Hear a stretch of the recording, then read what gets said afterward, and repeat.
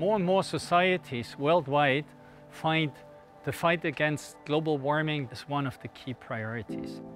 The energy consumption is supposed to double until 2040, and the biggest part of the growth here is stemming from economies like China and India. By increasing renewable energy generation capacity, they can contribute to an emission reduction, but at the same time, naturally, address the energy hunger of their increasing economic development. It's not enough to just build renewable energy generation capacity. You also have to address the question of transportation and storage. And this is where also the large opportunity here for hydrogen and fuel cells comes from, because at the end, you have to convert the hydrogen again into clean electrical energy in a very efficient way. And this is the logical role here for the fuel cell. Good afternoon. A very warm welcome to all of you. The ones who have made it here to our headquarters in Brunnthal near Munich, and all the participants. I hear we have about 100 participants also on the virtual format. Welcome in the name of the entire SFC Energy team to our first Capital Markets Day. This video we prepared for last year's COP28, summarizing in a presentation about our company, summarizing some of the macro challenges and also demonstrating some of the answers our technology can deliver here in terms of slowing down global warming, in terms of making the energy transition happening. And we will get to this point later in our presentations here. I'm extremely happy to see, let's say, a turn-up like this. Some very familiar faces, some new faces. We also see this in the participants list here for the virtual, for the webcast. What do we want to achieve today together with you? We want to make it a lively, informative, interactive technology and product experience for you, especially for those naturally also who have made the way out here to Brunnthal. Thanks again for doing this, and for those who take the time here on the webcast, thanks for taking the time. So it's not a boardroom exercise repeating what many of you already know anyhow. It is really bringing together here the technology, the product, the applications, and naturally our numbers in talking about operational performance. The key points and key highlights, let me quickly name them. I think we have, for all of you, two first ones. You will, A, witness the presentation of our, call it next baby, although it's a rather big one. The next generation platform of hydrogen fuel cells up to 200 kilowatts. Our CTO, Florian Taschke, will talk about this. And the second one, you will also witness the first detailed presentation of our membrane strategy. Also a technology step up, an expansion on the technology side. You might still remember that we took over membrane technology here from our long-term partner and still partner Johnson Matthey a couple of months ago. We are in the process of transitioning, and we feel that this will be a key pillar for further competitiveness, translating technology leadership into cost leadership. Other key elements for today, talking or give you a report on where we are with our internationalization strategy, what is in the works and what might still be coming even in the next couple of weeks. And naturally, talking about, let's say, the performance and giving, let's say, the outlook to to the business. So let's look into the agenda briefly. Yeah, I talked about, let's say, familiar and new faces. We also felt it is important to also present you some new faces here. You might still know Daniel and myself well enough. So we have also invited our CTO and the heads of our businesses here to take over part of the program. And as said, we are not going to sit in here all the time. We felt it makes simply more sense to really give you an actual inside view of what we are doing here. So starting off here with Daniel and myself, talking about the strategy, talking about the macro picture, as well as naturally the financial performance and outlook. We will then hand over to our CTO, Florian Tuschke. Two topics I mentioned already, but naturally he will also elaborate on the basic technology topics. This will still happen here in the room. After that, we will ask you to move downstairs with us to the product exhibition, to the showroom, where Christian Böhm, our Senior Vice President and Head of Sales, actually also the #1 employee of the company, so a young veteran, so to speak. I think all the three of them are. He will present you our methanol product offering, talk about the markets and the applications. And then again, we want to move further on, and although the weather changed since yesterday, we want to show you our hydrogen product offering outside, but no worries, it will be in a sheltered area, so even if the weather still deteriorates, we'll make it well to there. And there we will summarize, I will take over and summarize the topics and close out, especially for our virtual guests. And those of you who have already registered and who are interested, they will be taken to a production, a company tour here by Florian, and we will accompany you naturally with pleasure. So altogether, I hope an enjoyable experience on technology, products, and markets. Well, forgot to mention, naturally, we are happy to invite you afterwards for a snack and for drinks. And in addition, we mentioned this in some of the pre-discussions here. Yeah, we welcome questions. We will do this, and we will offer a Q&A opportunity after each of the sections.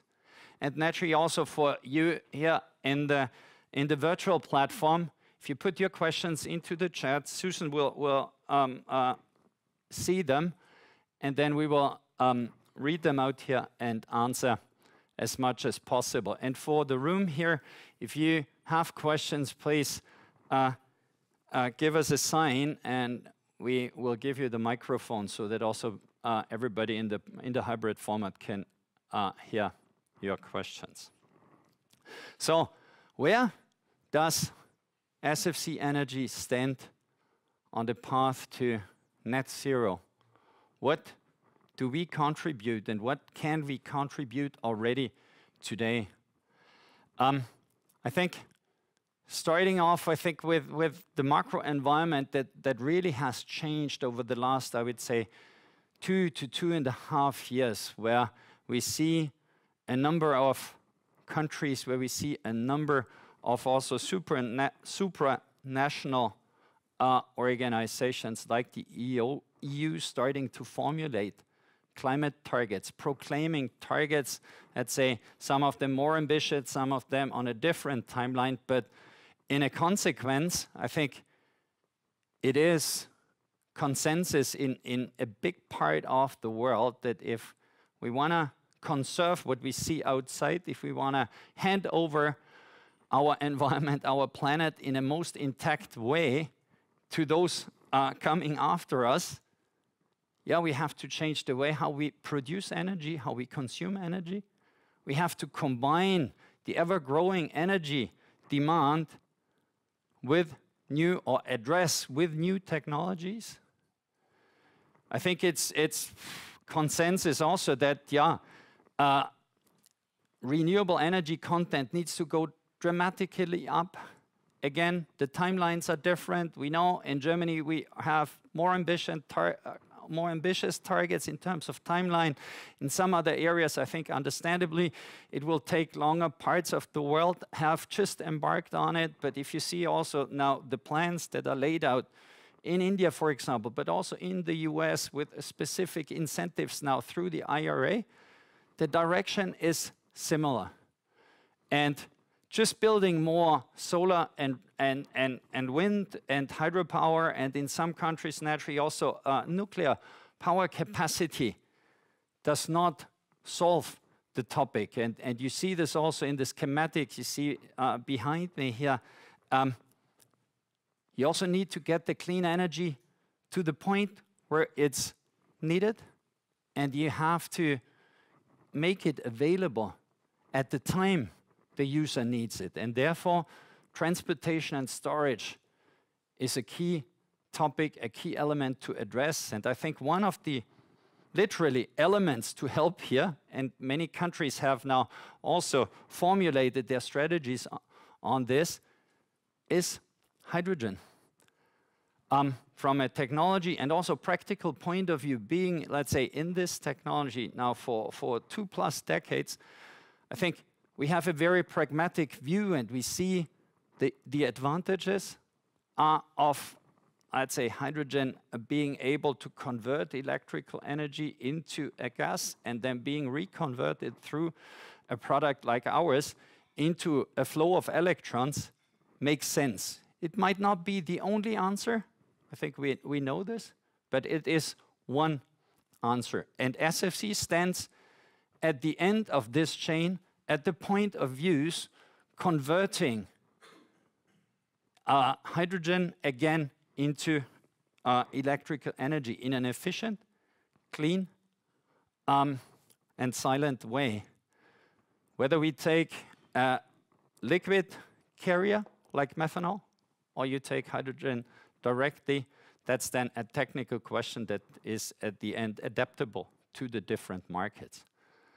So why do we think we are well positioned in this process?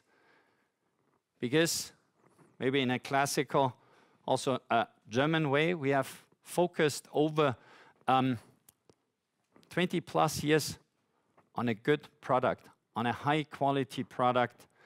And if we go to the next, we have built out the largest installed base here of fuel cells for stationary application, more than 65,000. Maybe some of you have seen the monitor counting all this downstairs in our entry area. So it's 65,233. Hopefully in the afternoon, 30 or 65,250. So we are shipping every day. And with this, we have gained a lot of experience, not only sparing tons of CO2 emissions compared to conventional generation through generators, but with more than 10 million kilowatt hours of electricity generated, with a couple of million operating hours, we have a good understanding of what works in which environment. And our customers appreciate that they get an industry-matured product that is ready to use. And my colleagues, Florian, Christian, and Björn, will elaborate on this. A good product is one pillar. The other pillar is access to the customer. Means building up market access into different parts of the world. And we can go to the next. Over the last 10 years, we have focused on setting up our organization for an international and for a worldwide business. Starting off naturally from here, Brunnthal, Germany, headquarters, R&D center, production center. You will have a look at this today. We just had a quick chat with some of you at the beginning here. Yeah, there were years not too long ago where we could use our manufacturing area even for our AGM. Today, it is really full.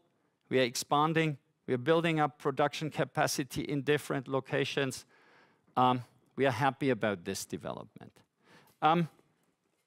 Netherlands and Romania, our key locations for our power electronics and power management business. My colleague Hans Paul is with us the entire day, our COO. He is happy to answer questions here in regards to this.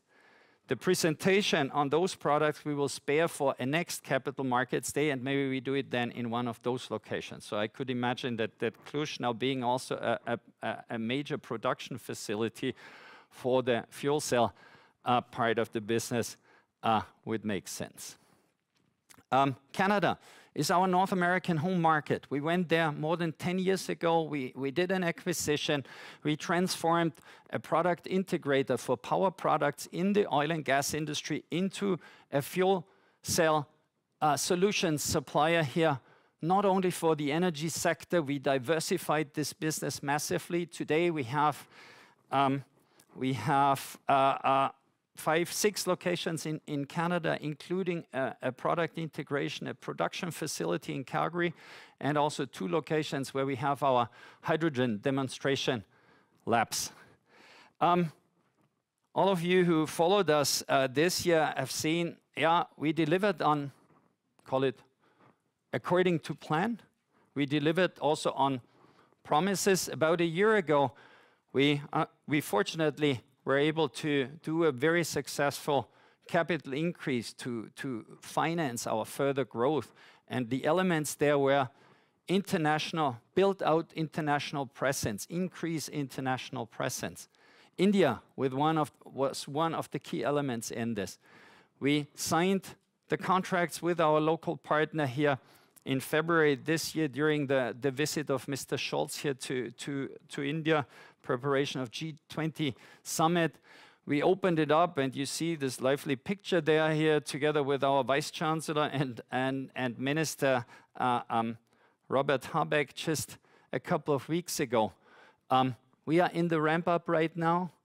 The good news is we in the meantime also have accumulated orders of more than 30 million here for our products for India. We are addressing the regulatory environment, Make in India. We need to have local content, but at the same time, naturally, some of those programs are supported by what they call the National Green Hydrogen Mission, replacing generators in a broad sense through fuel cell technology, be it hydrogen or methanol fuel cells. India in execution. It will still naturally take some time to build it out to the level, let's say, it is planned. But naturally, it is not only for the most populous country in the world, but also a platform for the further growth in Asia. Also in Cluj, we are expanding the facility. We are preparing a new production location right now also for our fuel cells, not only for the manufacturing of the power electronics. Plan is to be able to have this all executed here by next year, which will then in total double our capacity here. And by the way, we also doubled capacity output here in Bruntál during the last couple of months, and we are preparing for initial automation steps. Swindon, UK. You will hear more about this content-wise. We have taken over from our long-term partner 2 decades of collaboration here with Johnson Matthey on membrane technology. They decided to step out of part of their offering, which was our membrane business, and we were happy to take over, and we are ramping up a location there for R&D and production of our own membranes of significant strategic importance for us, as mentioned, technology leadership that finally translates then into competitive advantages and cost advantages. And also there you will see some first-hand information and some first-hand material here in our presentations. And what is still to come, we are in the final process of selecting a location in the US, a greenfield operation. Hans is heading this activity here, Hans Pohl, with the team in North America. First, sales, service, getting nearer to the customer. So for us, the question is not, do we do this in Germany, do we do this in India, or do we do it in the US because there is maybe a very attractive incentive scheme? No, we have to do it all over because the demand is there and we need to be faster and nearer to our customers. Greenfield decision making within the next, I would say, 6 to 8 weeks, definitely in Q4. And in a dual track action, we are also qualifying potential acquisitions here like we did it years back in Canada. But this is an exercise which definitely will not happen before 2024. So with all of this, we are preparing here for the next steps of growth. We have a clear plan here. And what you don't see here is that we are also qualifying potential additional acquisitions of complementary technology.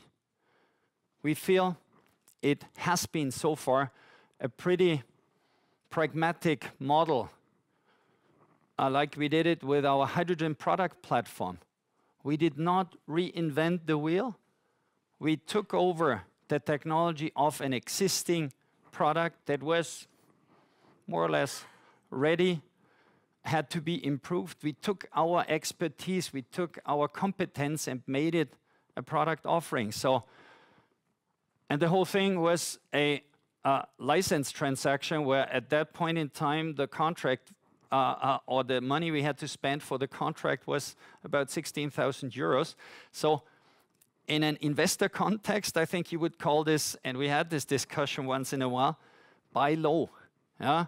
I would not say we are talking about cheap, but we did combine existing technology with our own capabilities. What we are doing right now with the membranes is exactly the same approach. We felt that taking over a technology, a set of IP assets, and also the capabilities of an experienced team of 20 years of development for about €1 million was a good price. And we will make something out of it. And what we are doing right now is we are qualifying a couple of potential additions here. As always, in such a process, I think it would be, not the right thing now to make a guess and estimate here whether we can close one of those projects here until the end of the year, but we are seriously qualifying at this point in time, which, by the way, also was the third pillar besides regional expansion, new product development, where you will see what we do, and then opportunistic M&A, which we also, let's say, agreed upon with you all as investors and shareholders in our last capital increase. So again, following a clear plan and executing on this. And with this, I'm through with, let's say, those elements that are maybe seen as the macro elements here from the environment, but also in terms of our investments. And I would like to hand over to Daniel for the review on the operating and financial performance. Thank you.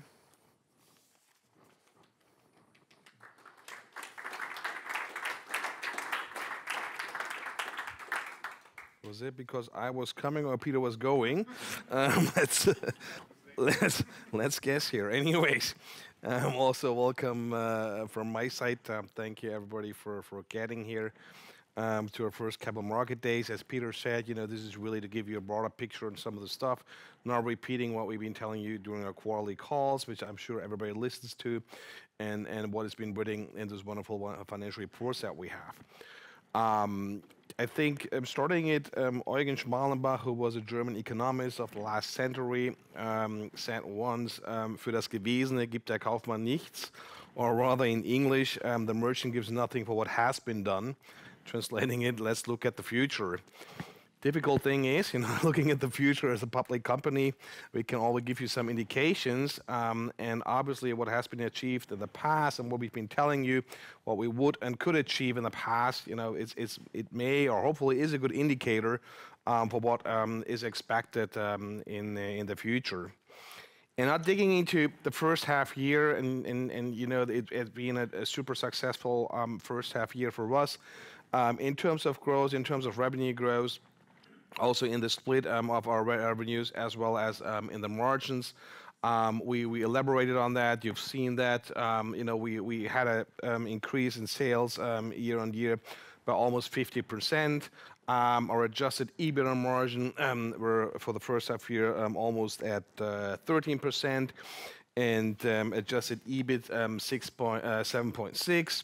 But looking a little bit back to 2019, that it was the first year when we made our big or larger capital increase back then, where most of you or quite a few of you also came into the stock. And if we just look at the development that we had in terms of revenue, and let's take a CAGR, a 4-year CAGR out of it, the growth is about 17%. Now this can be great or not great.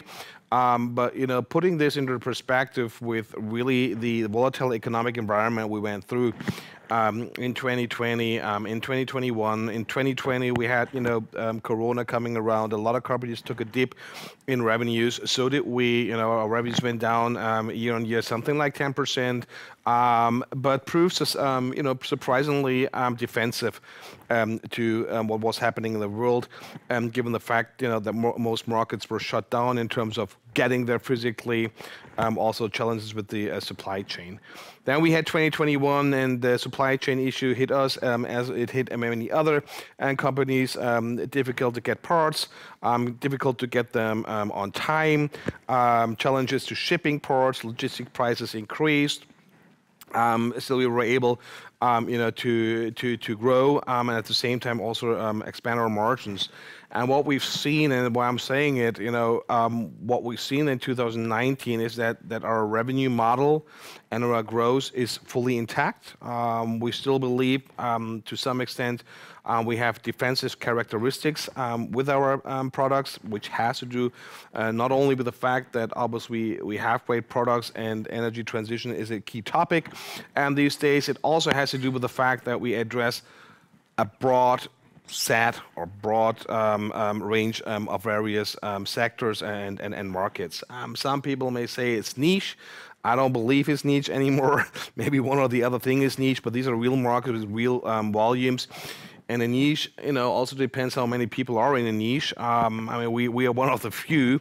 So for us, these are big markets and provide, additional potential for us to grow.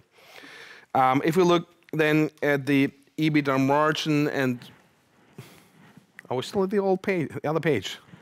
Here we go. If you look at the wonderful EBITDA margin and how it has developed over the years, and what we said, we are at 13%.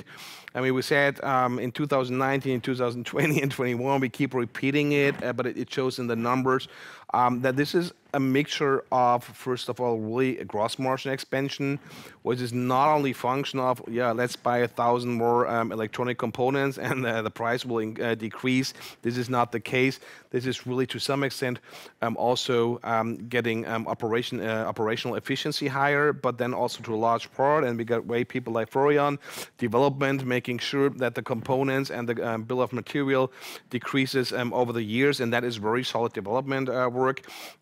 It's nothing that's easily to copy or that is achieved by let's just take a part out and replace it by a cheaper one. This is really development that helps in gross margin. Of course, also growth helps us to expand our gross margins, and every percentage point it goes and you do the math probably better than I do straight to EBITDA.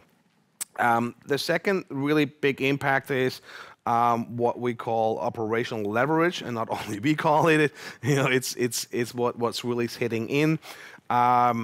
You know, the whole thing about economy of scale, and we all heard it and we're all seeing it, you know, theoretically, super easy. We can all make the graphs. We did it in our lives, but really then implementing and making sure that you can leverage and materialize operational leverage is a different thing. But we were successful in that, and there's a certain logic behind it.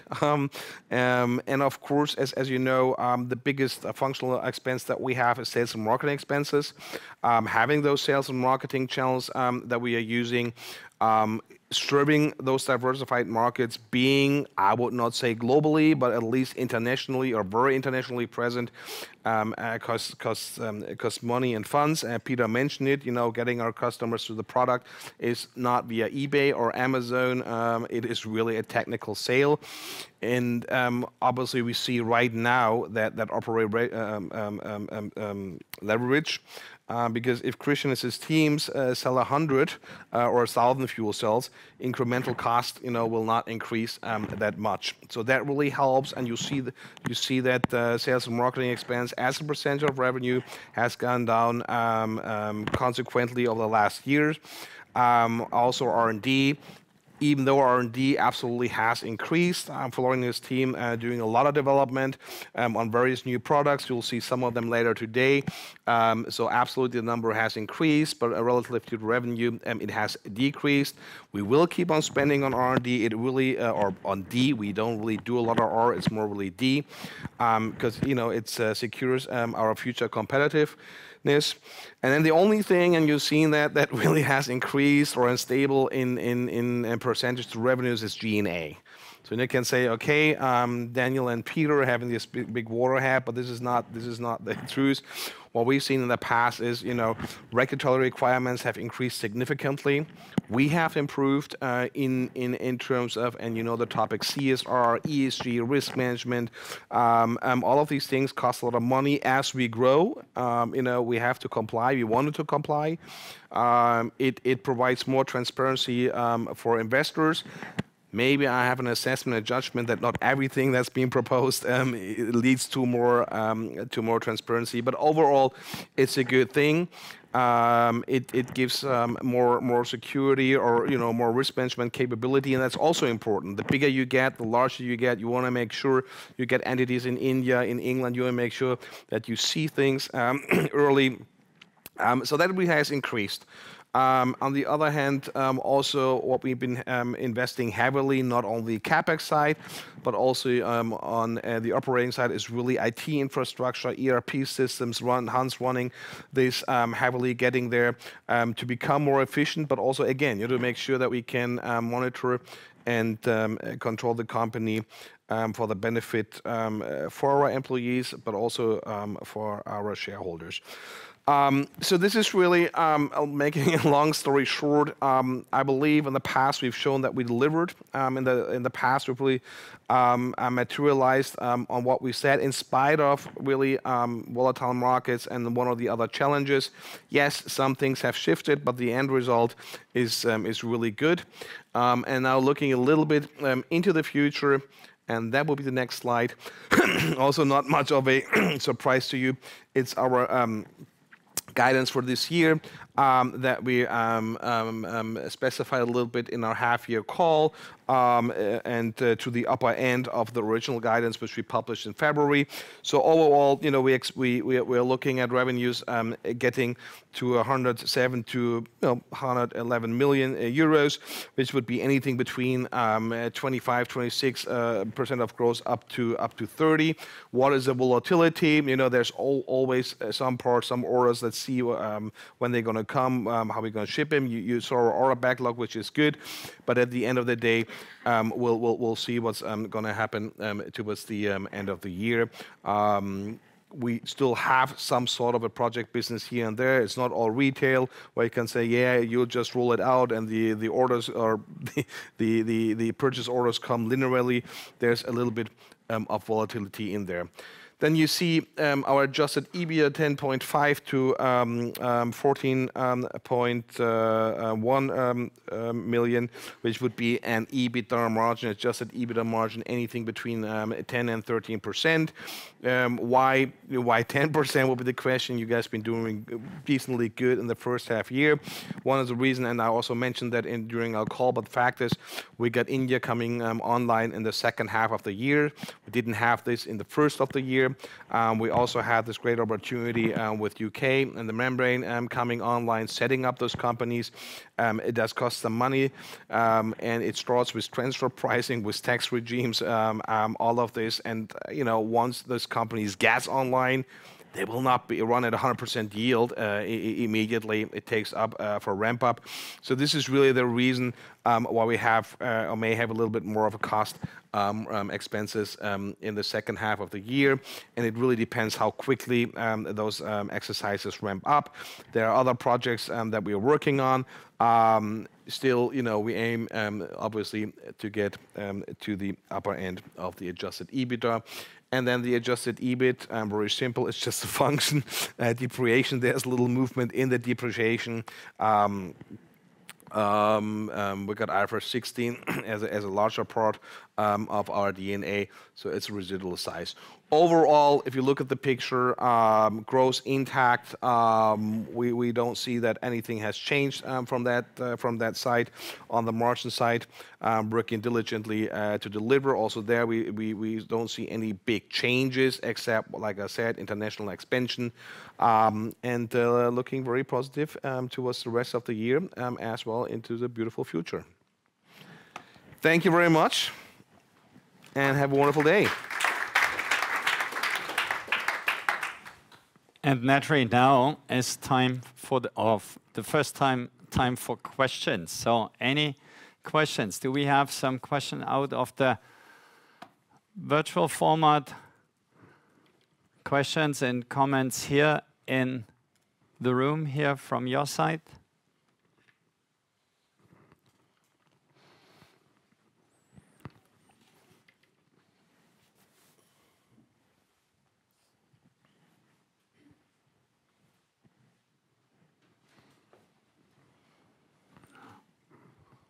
Dankeschön. André Villaudin von Going Public. Können Sie, kann man Deutsch, ich kann das auf Englisch machen. Can you say us something about your debt? Because we are talking about valuation in case of the sales we can expect this year. And maybe you can comment on this. What is how long is the debt and the structure of that? The debt is all the debt we're having is really working capital lines, Betriebsmittellinien. We don't have any term loans here. We have nothing financed long term. Part of it because banks were not too eager in the last year to give us money, except for some very trusted banks we were working with. No, but frankly speaking, it's working capital line. The maximum we can draw them down is something like 7.5 million euros. It's sitting in Canada, it's sitting in the Netherlands and Romania, and ideally they tend to be drawn something between 3.5 million. It depends really on the moment. So there's no long-term debt that we're having right now, no term loan. We will change this over time, but for the time being, we don't have this. So your market cap is almost the enterprise value? Our market cap is almost the enterprise value, and of course we got a net cash position, so yeah. How much is this? Net cash position was at the half year around 50 million. 50? 50. Okay. Thank you. Yep.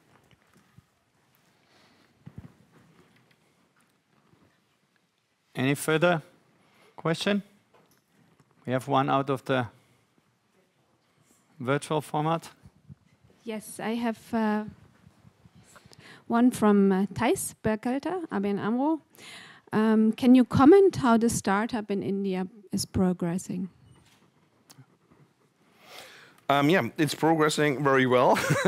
Not a big surprise. No, We expect to get a really operational, with operational meaning steam coming out of the chimney towards the end of the year, maybe November, maybe December. We got our people hired. Some of them are already here, of the senior engineers and manufacturing guys since the beginning of the month, going through the training. So that is coming gradually, and we expect really to roll out the first product in India towards the end of the year. So nothing really has changed. Again, the crew sitting there has done a great job, Christian, Florian, and we are there frequently. And maybe to add here for Thijs, yeah, you know, we got those big contracts now in. Part of it is, again, deliveries from here, where core components come out of Germany, and naturally it makes sense already to add local value. We have those Make in India requirements as a precondition. Ballpark, if you have this, half of it still coming into the books this year, half of it then next year is maybe, from today's point of view, a right assessment in terms of figures. But as Daniel said, yeah, if there is, let's say, an operational delay, we still, let's say, have time until the end of the first quarter for a big part of those programs to be shipped to the customer. So, well on time. I have another question from Thijs. Q4, from a seasonal perspective, has always been clearly larger than Q1 until Q3, except for 2022. Q4 affected by supply chain issues. Why would Q4 this year not be a strong quarter?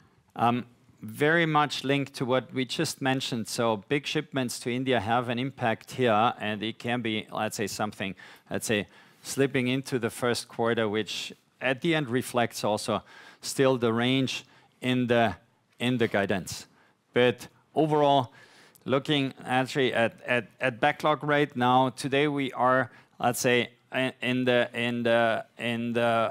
last but one week of the third quarter, there's active demand out there. You will see downstairs, those of you who still have time to look at it, production and shipment is ongoing on a let's say, very active and intact basis. So there's an element of still, let's say, potential shift out to Q1, but that's at the end what we are talking of. I have no further questions in the chat.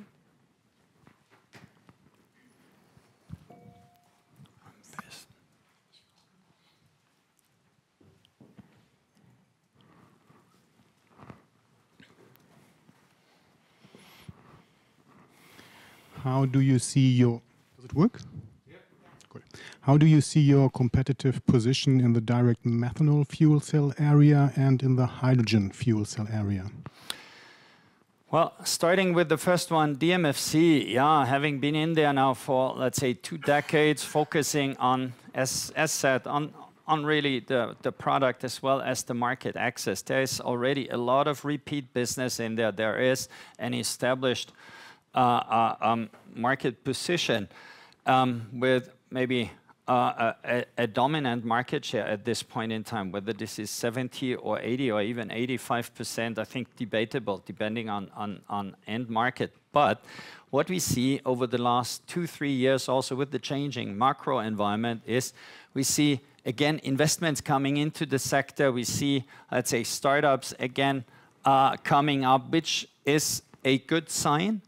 I guess for years, we had to go out to our customers and explain why it was not a risk to buy from us. Now, for a corporate customer, somebody risking his career; for a startup, somebody risking the company when your sole supplier does not deliver. The moment you have now more offering in the market, we also think that the technology adoption will accelerate here. So at the end, if you are the only icebreaker there, this is as much as you can do. If more ships come in, the canal gets broader. So overall, I think still the dominant player in this field. And yeah, we simply have to, no time for complacency. We still have to be competitive. And if new ones coming in with good ideas, we have to address this. Hydrogen, different. There is naturally a broader offering already there. our, let's say, known peers, you take Ballard, you take Plug, they have been offering a stationary product for many years already. I think where the difference is for us, we are focused on the stationary market. This is our core market. If I look at competitors, at peers, I would rather say, their market is mobility. And they do a single digit of their business, a single digit part of their business in stationary. So different, I think, also focus on it. But also there, again, we see investments coming in. We see also more startups coming up. And I think that's what we have to be prepared for. It's becoming more competitive, but therefore also faster adoption of the product. And finally, what is it about? We are addressing on the stationary side the replacement market to the conventional generator. And this is a $25 billion market last year with still a 7 to 8% CAGR growth rate. So therefore, yeah, we expect more competition. I think that's a very natural and a good sign because the technology is adopted in a broad sense. And there was another one from Dirk. Yeah, Dirk Verbiese, Evaluation. A question on the margin ambitions that you have, looking at the strong Q2 performance, and also looking at where you've been coming from in the past few years, from operational challenges to footprint expansion, costs, and so on. So, are you still very comfortable on the 15% plus EBITDA margin, and how will those costs that you just described in Asia or India and US, will they roll over in 24 to a certain extent, or? So are we still confident? Yes, we are, because as you can see, that the jump from where we are right now, what we had in that first half year, to a long-term margin is not that big. So it does not require any miracle in the laboratory or any huge thing. It's really executing what we have done in the past, which is of course keeping gross margin at this level or even increasing it. And increasing is obviously what we're looking for. And the second point is what I mentioned before is the operational leverage. So this is not a big step. And what you have may seen also in the past is that our product mix has changed, becoming more favorable, higher exposure to industrial applications. Industrial applications tend to have higher power systems, which also tend to have higher margins. And then, for example, consumer business also to some extent, and defense is still a small portion, but it's a good reason. So this is all helping on the gross margin, and then again on the EBITDA margin. With regards to India, with regards to US, yes, we will have those expenses there. It will roll over, but then again, remember, we will be running really operation and manufacturing in there. It's not going to have the big impact on labor, but that will also increase efficiency. And those one-time costs, which are really more setup costs, and getting it to 100% yield, is something that should fade out over the next 2 or 3 quarters. And it's not huge, but it's there. So with this, I think we have, but we are running really out of time. Perfect, and we make sure we answer here in a short way. No? So Daniel needs to answer. ABN AMRO Oddo. I had a small question with regards to supply chain. Do you still feel a little bit of heat on that part? I was walking around and some peer indicated that they wanted to order microcontrollers and it was a bit difficult. Could you comment on it? Yeah. Thank you. Certainly, and thanks. Yeah, this has been a real challenge now. Let's say in a let's say post-COVID situation, we were taking very conventional measures, but just lifting up the levels of products we have on our shelves.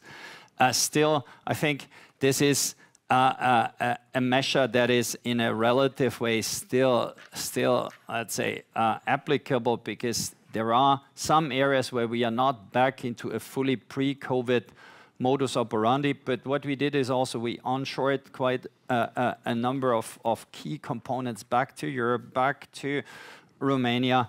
And still, there is an exposure finally. If you talk about microelectronics, eventually one component comes from Asia, comes from China, and if there is something that is still, let's say, disrupted, then it's a topic. But so far, we had no single day of disruption, and we so far could ship whatever we needed.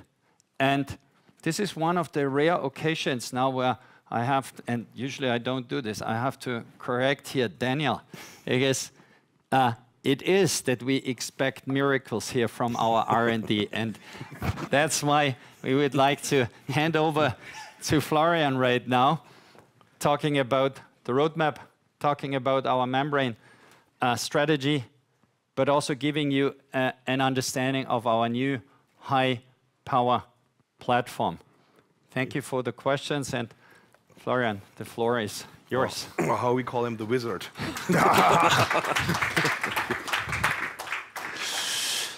Yeah, well, let me introduce myself here first to you, as I think most of you have not getting in touch with me. So my name is Florian Taschke. I've got more than 20 years of experience in fuel cell technologies, and therefore I'm still highly convinced about the technology. I'm super excited about this technology, and I'm sure that this will be part of the climate change, and that's why I'm still working here. So I've got the pleasure really to give you a heads up on the technology platforms we have here in-house. Yeah, we have two different kind of platforms in-house. Yeah. First of all, we've got the DMFC technology in-house. The DMFC, that's the direct methanol fuel cell technology. As the name said, yeah, the fuel is methanol. And yeah, simply getting you the chemical reaction to you, that's easy, as it's methanol and oxygen is converted into CO2 and water. And therefore, we need several components in the system. Yeah? And I will show to you here on an example. That's an open e-foil. I will turn it around. And we start here from the outside to the inside. Outside means here we've got the connection for the cartridge, for the methanol cartridge. And that's one of the key elements here. If the cartridge is empty, you just unthread, thread a new one in, and you're ready to go again. So that's one of the benefits here. It's really plug and play, just connect it, and you're good to go. And what we do inside with the system here is we feed with this pump this little reservoir. Yeah? We have a little amount of methanol continuously in the system. And the second pump here is dosing the right amount of methanol based on the reaction, yeah, driven by the current of the system to the mixing tank here. And the mixing tank, that's one of the key elements. Oops, I have to see here. I have to open it. I have to turn. It's back and forth here. Yeah, that's a fully integrated injection molded part. Yeah, that's one of our key components. Yeah, where we do gas separation, we do liquid separation, and we simply feed the stack with the right amount of methanol water solution. And the water methanol mix is supplied by a pump, yeah, continuously to the anode side of the stack. And then, of course, we also have a integrated air compressor. You will not see it in detail, but this air compressor is supplying the stack with the right amount of oxygen based on the ambient air to make sure that the reaction is sufficient. And at the end, last component here that I'd like to mention is here a heat exchanger and, of course, a fan. Why do we need it on the output side? As based on the reaction, water is in a formula of vapor. So we have to condense it, and we have to regain the water as the reaction is in an aqueous version. So we need water on the anode loop. We lose it, yeah, but we can regain over the cathode loop. So that's then a continuously loop, yeah, and we still have 100% neat methanol in the cartridge, and that's one of the benefits, as the energy density then is really maximized. What else component do we have here? Of course, we have a circuit board. Yeah. There's a DC-DC converter on it. And of course, as we have heard previously here, we also have a microprocessor on it. And the microprocessor is operating our firmware. And the firmware is really one of the key know-hows we have here in-house. We have built up over 20 years of experience how to run, how to operate this different components, the single components, as the pumps I mentioned, yeah, to keep the stack, I'll show you later, alive, the maximum on the highest power output. And the stack is built in, oops, let me see where I have to open it. Here, to it, and this is really the heart of the fuel cell. And independent if it's a methanol fuel cell or a hydrogen fuel cell, it's always a stack. And I can show you the stack here. That's our DMFC stack. And this here is really converting the energy based on methanol into electricity. And what you see in the presentation is an explosion view of it, and the stack is more or less stacking single cells, comparable to batteries. The more cells you have, the more power you get out of it. And a single cell is simply described with 3 parts. You have on both sides a bipolar plate, and the bipolar plate is just depending on anode or cathode flow field, as flow channels are supplying the liquid or the gas to the membrane electrode assembly, to the MEA. And this is the key component we now have fully under control based on the asset transfer, on the technology transfer from Johnson Matthey, as we now have a detailed know-how about the processes, about the ink formulation, for example, of the catalyst. We know how to print, we know how to handle the components. And at the end, almost close to the end of this year, we also have the assets transferred, means then we are able to produce, to manufacture our own MEAs on our behalf. So screen printers, autocollators, ovens, all will be us on our side, and then we are really good to go. And I can show you one of those membranes, as just talking about membranes. That's a membrane. That's you see it's clear. The membrane material is a membrane that is able to exchange protons, and we have on both sides a catalyst layer on it, with a graphite paper, and that's really where the value is and where the technology in detail is in. And now it is really 100% on our side. And from an R&D perspective, this is really opening doors, as we can now do on our side research on alternative materials, trying to reduce the loading, trying to improve the power density. So this will be then really from an R&D perspective in the future a focus. Same if we go on the next. Same counts, of course, also for the hydrogen technology. The hydrogen technology is simply the oxyhydrogen reaction. Hydrogen plus oxygen is converted into water. From an inside of the technology of the system is a little bit easier in my eyes. It's not so complex. We have less components. I mean, hydrogen we use here is supplied in pressurized cans. So what we need is a valve. We open the valve, and by the pressure, the hydrogen is applied to the stack. Cathode side is supplied by fans, and also we use it for cooling. At the end, we also talk here about a stack. Stack again, single cells. Cells looking like this one, and that's a hydrogen MEA, a little bit larger. But at the end, the most benefit is here that the power density is much higher compared to the DMFC technology. And what I really like to show you now, and I make you a little bit to insiders here of the research, as this is really the first presentation of our new stack design. As Peter mentioned, the hydrogen platform we use is well invented for years, and it's licensed. But of course, we have the target to be independent, to have our own technology in-house, and that's that's a hydrogen stack. That's our 100% designed hydrogen stack. It's a 10-cell stack. The comparison is here we have 750 watts in 10 cells compared to around about 150 watts in 30 cells. So energy density, power density is much higher, less components.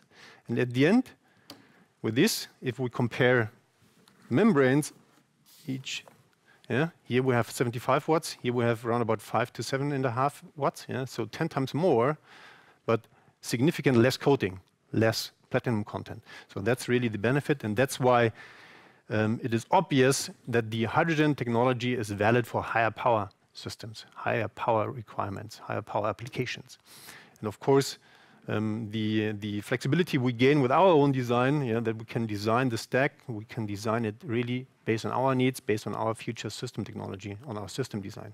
And that's something we have to do in the next years, and the next target is really to be on our side here, independent and have all in-house.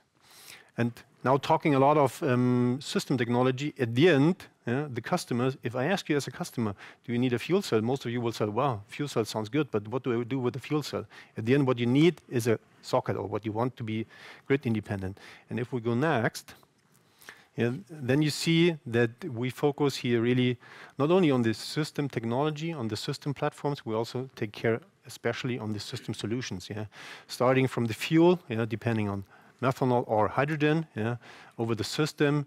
And the system, this is special to mention, as the system usually is always in a hybrid approach, means that the fuel cell is always connected to a battery. And then we have the best comparison I ever heard from a colleague here is that the fuel cell is a marathon runner, continuously energizing the output on a lower level, and the battery, of course, is then the sprinter, as on a short demand we have high power peaks, and this is supplied by the battery. So the fuel cell, more or less, is just continuously recharging the battery and keeping it off charge or charged, and then, depending on the application, it's on our behalf also the power management, that we take care of once recharging the battery or not, and being more efficient or maximum efficient.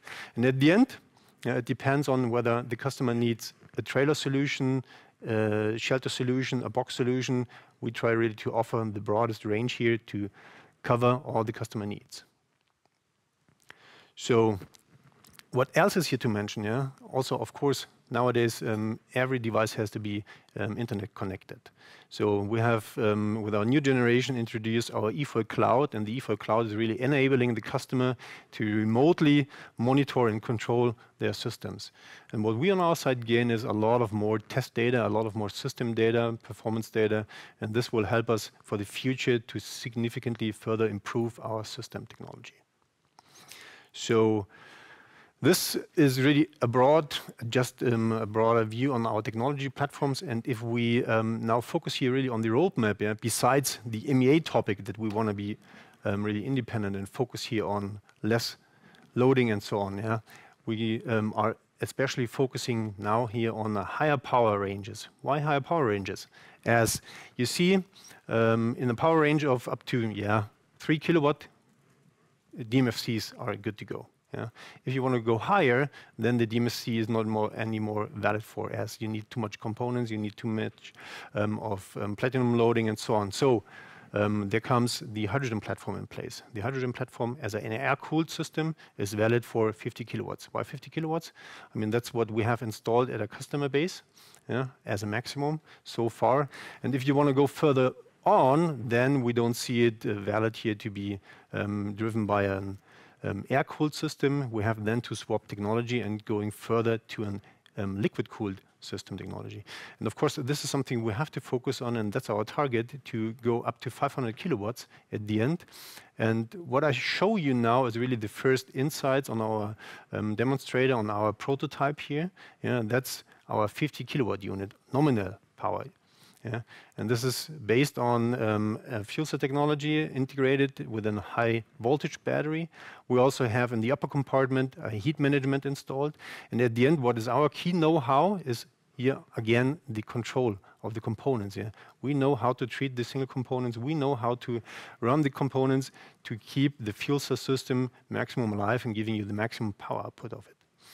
And of course, at the end, the design approach here is that we can install it in a 20-foot container and easily cluster it up to 200 kilowatt. So at the end, the target is really that we have, by end of 2024, the ability in-house that we can supply to our customers a 200 kilowatt system in a clustering approach.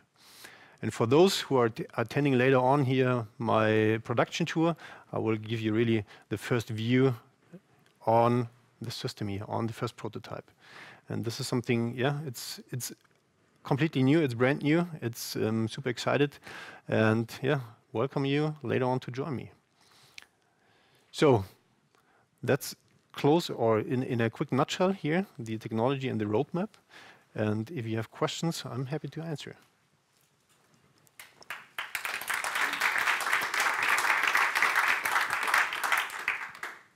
Peter Heinrich, Börsenradio. Technische Frage, dieser Unterschied zwischen H2O2, Was ist der Vor- und Nachteil und was ist der Unterschied von den Kosten? Also Wasserstoff, Methanol, wann würde man was sinnvollerweise einsetzen und wo setzt man es ein? Der große Unterschied, oh sorry, I will answer in English. So the question is the difference between methanol and hydrogen, and the simply comparison is methanol, that's a liquid, yeah, and you can easily transport and store. Yeah. On the other side, hydrogen has the application or the advantage that the system complexity is less, yeah, and the power output is much higher. And that's why you go further for hydrogen in higher power applications, and in lower applications, in lower power demands, you go for methanol, and you can be as long independent as you like to. Und wie ist es vom Kostenfaktor? Jetzt zahlen ja manchmal bis zu 50 Cent je Kilowattstunde. Was ist günstiger, Methanol oder Ethanol? Und wenn man jetzt Ihre Zelle da vorne sieht, zu welchem Preis können Sie denn den Strom erzeugen? At the end, it depends on where you get the hydrogen from, and hydrogen nowadays is getting extremely expensive. But of course, if the electrolyzer strategy is starting up, then the demand or the volume of hydrogen is getting higher, and then of course the price is getting down again. So a direct comparison I would not do, as it more or less depends on the energy content. So it really depends on the application. And maybe to add here, I think at the end, the customers we are serving, or the customer base we are serving, in many cases, it's about really the availability of power, critical power, and it's not the ultimate price sensitivity here. At the end, it is off-grid and backup power on the stationary side, and naturally, this was one of the key strategic decisions early on, where we said we have to go where people are seeing a customer benefit at a certain price, and we are addressing it. So grid comparison, to a certain extent, does not fully, let's say, serve those off-grid and backup power markets. But overall, pretty simplistic, no? And not as technically substantiated. At the end, yeah, you need roughly 10 times more platinum here to crack the methanol than to run or compare to the hydrogen system. So at the end, per power output, simply the material cost is significantly higher for the methanol product. And why did we go initially for methanol? And we, as said, we have, let's say, all the three gentlemen here are talking to you. They are here with us 20 plus minus 20 years. At the end, it was easier to build up logistics for a liquid fuel to make sure this alcohol is put into a canister with a safety lid on top of it, because it's still an alcohol we are all not supposed to drink, but it was easier to build this up on a worldwide level. Now on the hydrogen side, we are relying naturally on an existing infrastructure, still at high price, and not green, more gray, turquoise at best. Now in France it's becoming red. The availability of green hydrogen definitely is one of the next questions to be addressed. Electrolyzer capabilities, electrolyzer capacities, and not only centralized but also decentralized.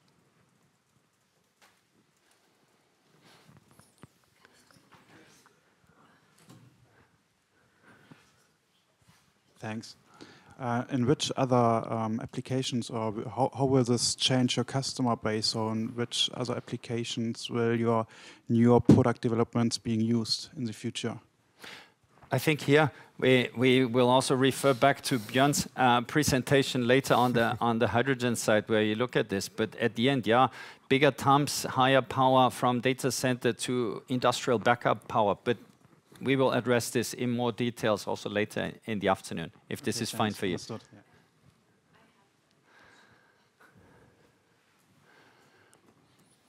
A question from Malte Schaumann. Do you have already customer requests for the new high-power fuel cells in the 100 kW range, and what would be early target applications? Well, thanks, Malte, for the question, and thanks for joining. Understand you had planned also to come here, but let's say we all, let's say, we understand that your travel plans were impacted. Yeah, we have already projects out there. We have RFQs here in-house where we have specified the products really for in this case for a rural power application in India where there is, let's say, an integrated project out there from a utility company for a local electrolyzer, for a solar PV capacity, and then also the fuel cell with 200 kilowatts. So there is actual demand already today, and we are answering customer requests as we speak. One more question. How much potential exists to improve the membranes, for example, by other materials during the next 3 to 4 years? Say it again, the first part? Potential exists to improve the membranes. To improve the membrane, it really depends on our search for alternative materials. And then, of course, we have to work here on getting the improvement or the performance up. So an estimation I cannot give, as this is really hard to judge, as we have transferred over the last 20 years significantly steps, and now the steps are getting slower and slower, or smaller, I have to say. But at the end, now we really can do it again, as it's now on us.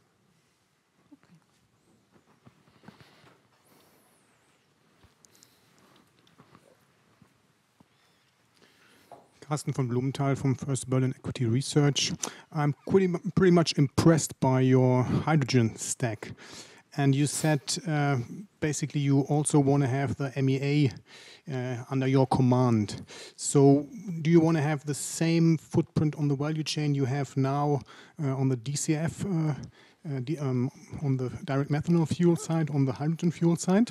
Of course, we try to. That's why we hopefully do it in the future. I mean, this is really future as of now. But at the end, it's our target to be independent, so we have to take care of. And when roughly do you plan to finalize that with a hydrogen fuel cell? 1 year, 2 years? No, I mean, being here able to produce an MEA, a hydrogen PEM MEA ourselves, will whatever start 3 years as of now, 4 years as of now. First, we really have to focus on getting the DMFC MEA in place, getting the manufacturing up and running, and then we focus here on alternative materials and so on. And then next step is really then the hydrogen PEM. And you can use your direct methanol knowledge in the membranes then for the hydrogen? Yes. Perfect. Yes. Thanks. Maybe to add here, at the end, naturally, we keep our existing also supplier relationships. That's also communicated very, very clearly. Building up our own source, I think, is solidifying the supply chain, but then finally, naturally, also addressing the cost side. And that's really the target here. But in terms of stability, we keep a dual sourcing strategy also with external supplies.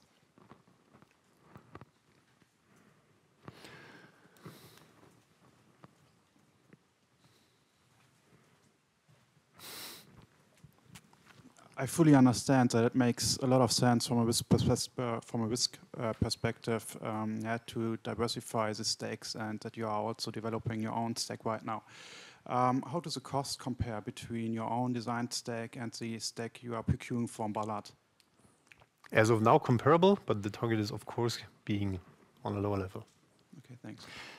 The existing technology is also already a seasoned technology. I think we can, at the end, in a simplistic way, again, get more power out per square centimeter and therefore use less cells, and that translates into lower material cost. This still is accounting for the biggest part of the material cost. The bill of material really is defined by the stack cost, and this is the target here. And DMFC immediately, hydrogen to follow. At the end, really leading throughout the entire value chain. Got it, thanks. Any more questions?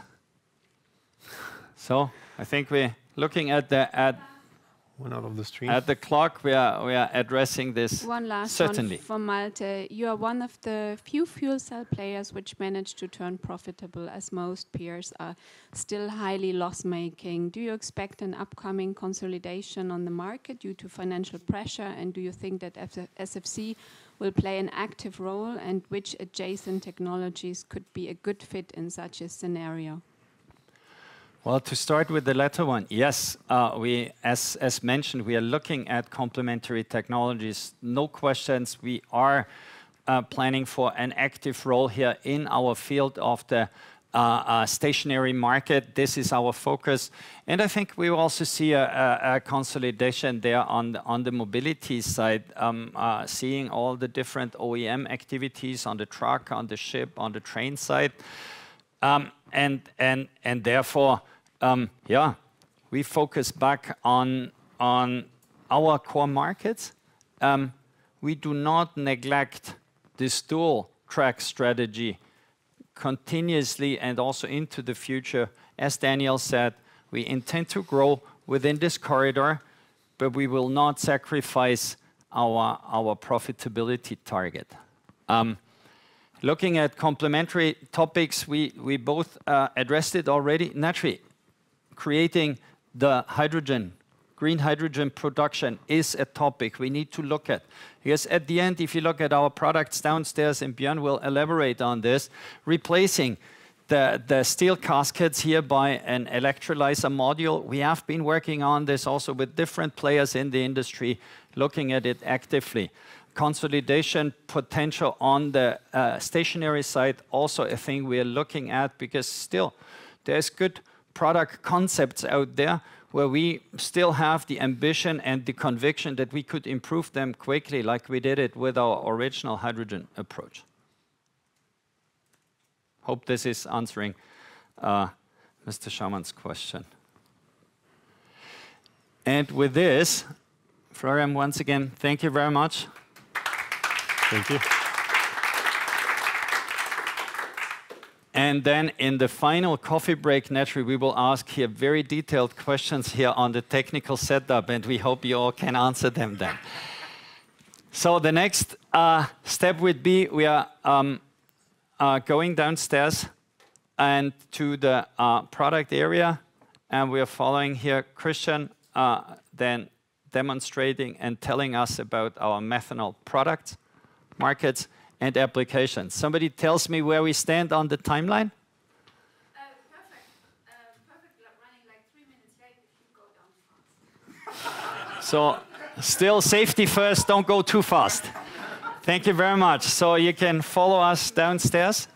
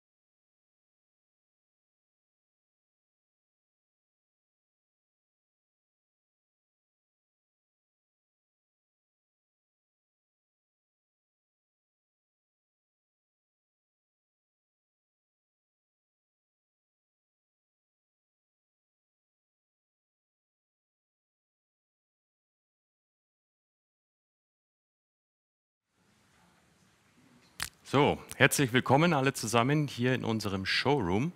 And welcome to our showroom. And Florian before explained the beautiful technology of methanol and hydrogen fuel cells.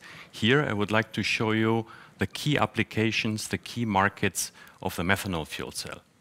And we segmented the market of the methanol fuel cells in 3 segments.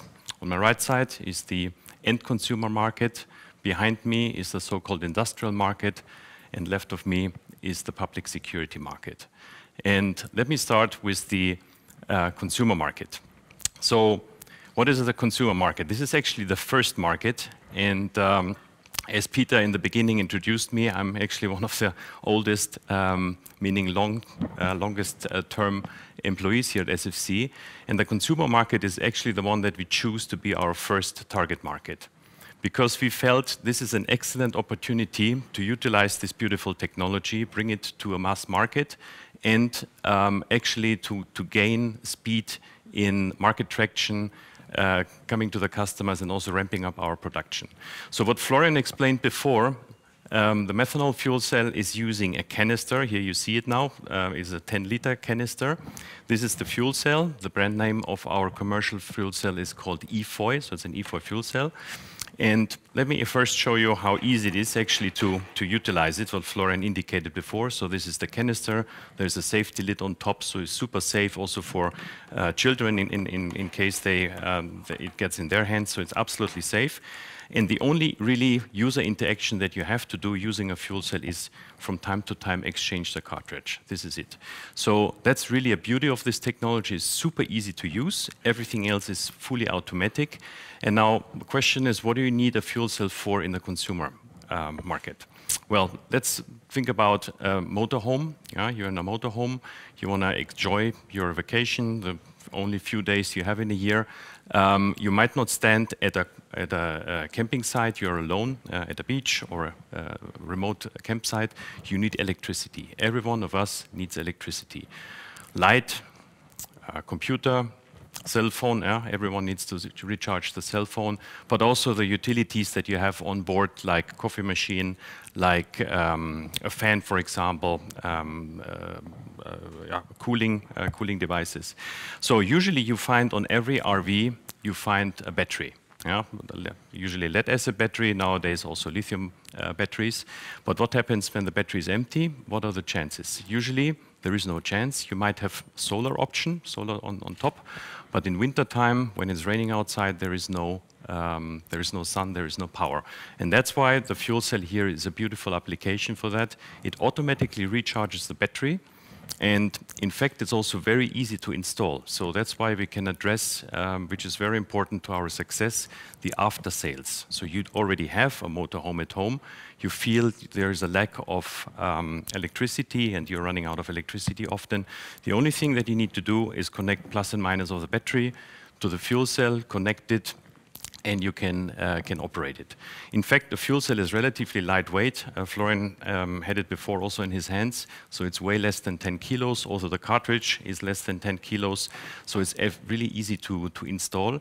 And as I said before, super convenient to use because it's fully automatic. That was some of the design criteria we put in the product development based on the technology to make it really easy to use without the customers having to study physics or chemistry, so it's really easy.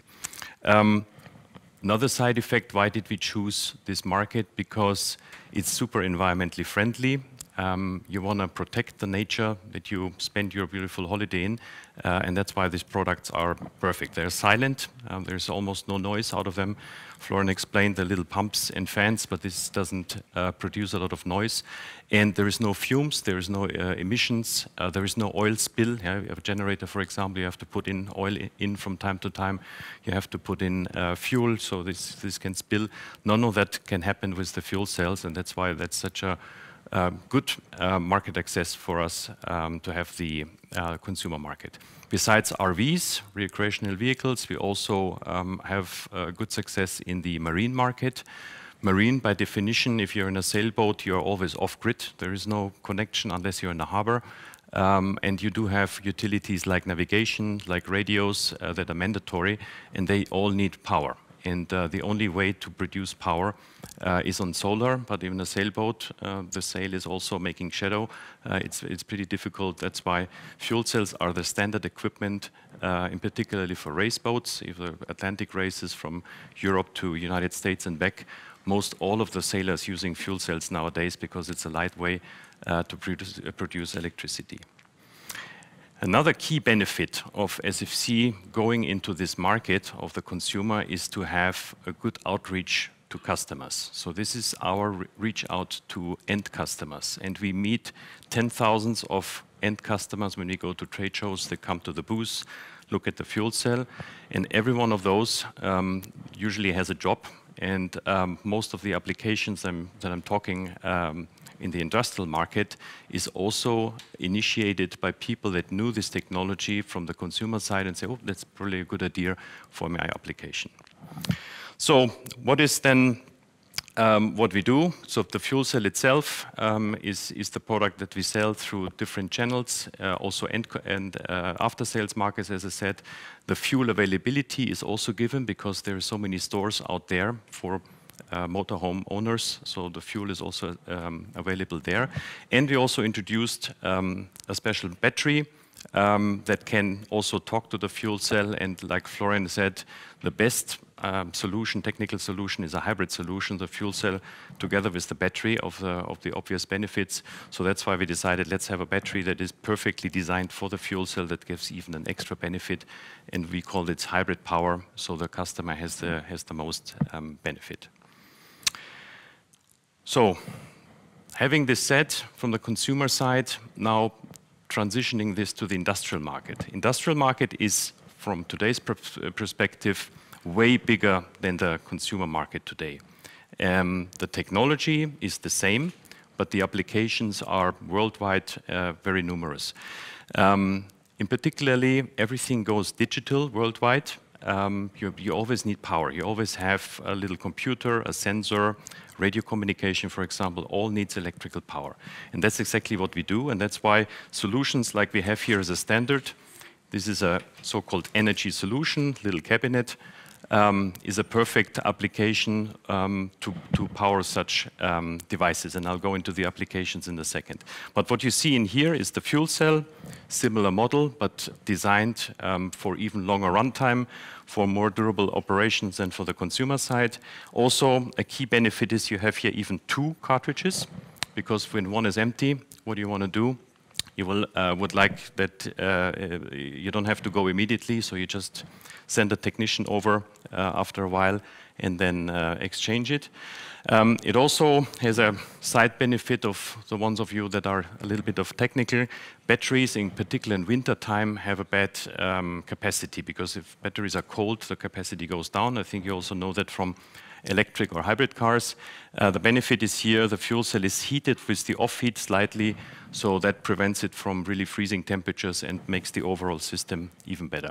What is also a key benefit is we also put here charge controllers inside, because of course solar is a good application if you're off-grid. You can also collect power from there. But what is the downside of solar? At nighttime there isn't. And over a long time they get dirty, so you have to clean them. Those are all the downsides. But of course it makes sense to utilize it when it's available, and that's why we also put here the option to use a solar in addition. Now, what are the applications? Traffic industry, for example, is a big market for us. There's a lot of sensors. Unfortunately, there is also a lot of speed cameras. I have a feeling there is more and more coming. And this is actually a pretty good way to operate them and to recharge them. Also, you see if you go outside, a lot of camera systems are being installed just to look at, to see what's going on. For security, also to survey the nature. There are applications. And actually, I would also highly recommend for all of you here in the room, take advantage and take one of our brochures. The ones that are here online, you can also download it from our website, sfc.com. There's all the applications that we achieved so far. One of the key markets is also so-called CCTV cameras, because they are more and more common to protect borders, to protect public places, train stations and so forth. And the power range of our methanol fuel cells are exactly to power those applications. Also for applications like in vehicles, utility vehicles, police vehicles, you need power. When the motor or the engine is not running, you need power. Also, these units are used therefore. Now, one last thing. Florian mentioned that quickly, but I would like to highlight that because this is a new feature that really helps us to even increase the benefit of this product. This new product line here that we launched since a few years is also cloud-based. So that means every fuel cell that is connected to the internet, you can monitor. And you can monitor in a way that you know how much fuel is left here. Do I have to go there and start it? Do I need to change any of the values? Do you have an error message? Then you also can react quickly on that. And what is even more, another feature that is actually for both for the consumer and the end consumer business, you can have a website that shows you how the system is operated. And okay, now it's running up here. But essentially, you see on the screen how much fuel is left there, what is the operating conditions, and that gives everyone a really good connection to stay in touch here with the system and to see how it works. So these are the energy solutions. I also like to mention, since Peter in the beginning said we do have different locations where SFC is located. One of them is also Inclusion in Romania, where we build these standard solutions for different applications. This is for pole mount, there is boxes, there is other cabinets. So we have off-the-shelf turnkey solutions. The other market that I also want to highlight to you is public security. Public security, making safe our public, protect our people. And there in particular, we do have portable applications, because if there is a catastrophic event, like a flooding, for example, or an earthquake, you have to go there quickly. You don't know about that a day before. It just happened and you need to act quickly. So that's why we ruggedized even further this product line here. This is, for example, called the Emily. It's a ruggedized version of the commercial EFOY system with connectors here that are protected. Also the fuel interface is protected, so it cannot get dirty. It's also for vibration and shock optimized. And the question is, of course, who used this? From the color, you can estimate this is used by the military. And the military is using thousands and tens of thousands of generators. And the key issue of a generator is not that it doesn't work. The key issue is that the fuel consumption is very poor. Because a generator, the nature of a generator, when it runs, whether you use or don't use the electricity. That's just the nature of the technology. And these systems, and that's something, if you hear this the first time, you might not even believe it, but it's actually true, we can prove it, has an efficiency that is 20 times, not percent, 20 times higher than a generator. Meaning 1 liter of fuel for this system equals to 20 liters of diesel for a diesel generator for the same application. Now, we're not talking about huge generators for you can power a hospital, for example. We're talking about small generators that are used for a radio station, for a small system that is used here for daily use. This is what you need a lot of generators for. And the issue of using a generator in a remote area is how do you get the fuel there? When it's a defense application, it's really dangerous. And if it's in a remote location like in India or in the Himalaya region, how do you get there? In wintertime, you cannot access it. So you have to store the fuel somewhere. You have to get it up the mountain.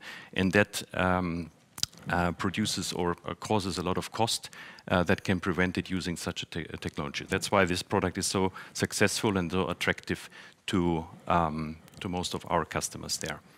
Now, last product I show you here is, in my point of view, one of the coolest that SFC has. It's called the Jenny, and that's actually for portable use. And you see here the picture behind me. So what do you do if you're out alone? You have a radio, you also have a cell phone, you have other applications that you need to power. The only way to do it is usually with a battery. You know, this is like a standard battery for a radio. Weight of one of the batteries, you can feel it later on if you like, is more than 1 kilo. And the beauty of the technology that Florian just explained is the super high efficiency. So one of these little cartridges here has the same energy content as 2 of these batteries. This is 350 grams, and that's more than 2 kilos. And if you're out now for a couple days, I guess every one of you can imagine how heavy it gets.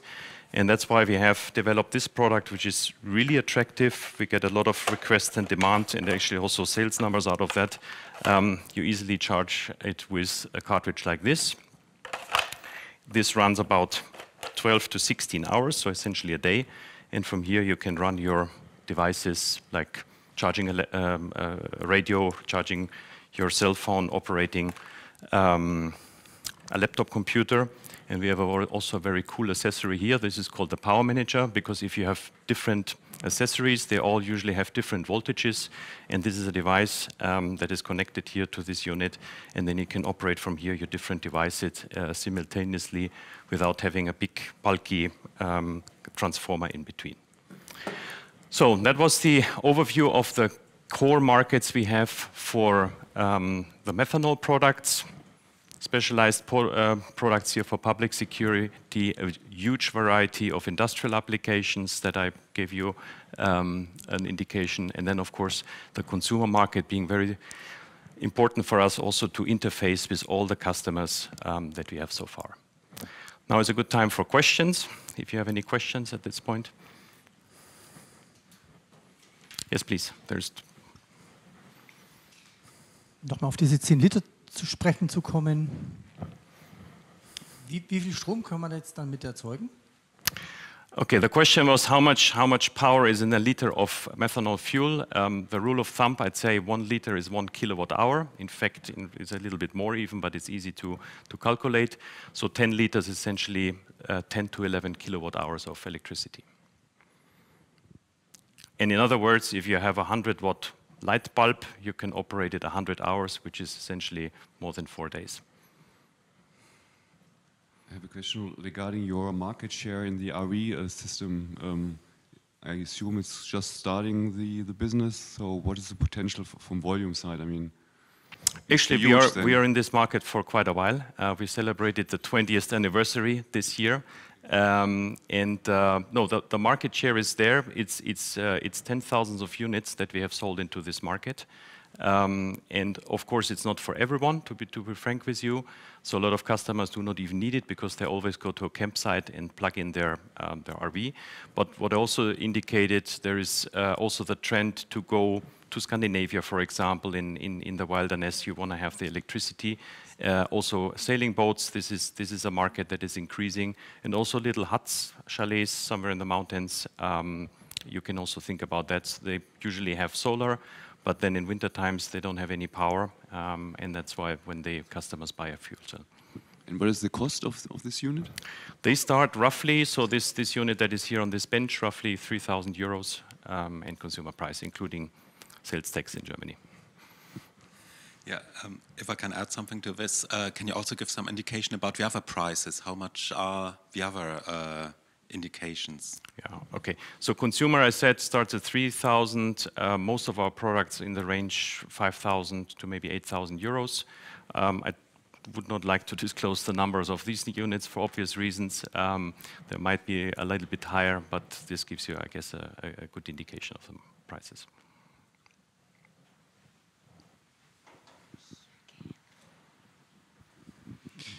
Noch eine Frage zur Technik, bitte. Sind die wartungsfrei oder wann muss ich dann irgendwas tauschen? That's a very good question. The question was about the maintenance. In fact, I guess I even forgot about this point before. Yes, that's one of the neat features because a fuel cell, like Florian told us today before, has almost no moving parts. And the good news is the small moving parts we have is a ventilator and a pump that are maintenance free. And honestly, the only thing that you have to do as a customer is to exchange the cartridge when it's empty. That's the only thing that you need to do. Everything else is maintenance free, is designed for lifetime. And then, of course, the special products here, they do have some extra air filters because they might be used in very dusty environment. But the usual units don't have that, so there is no maintenance.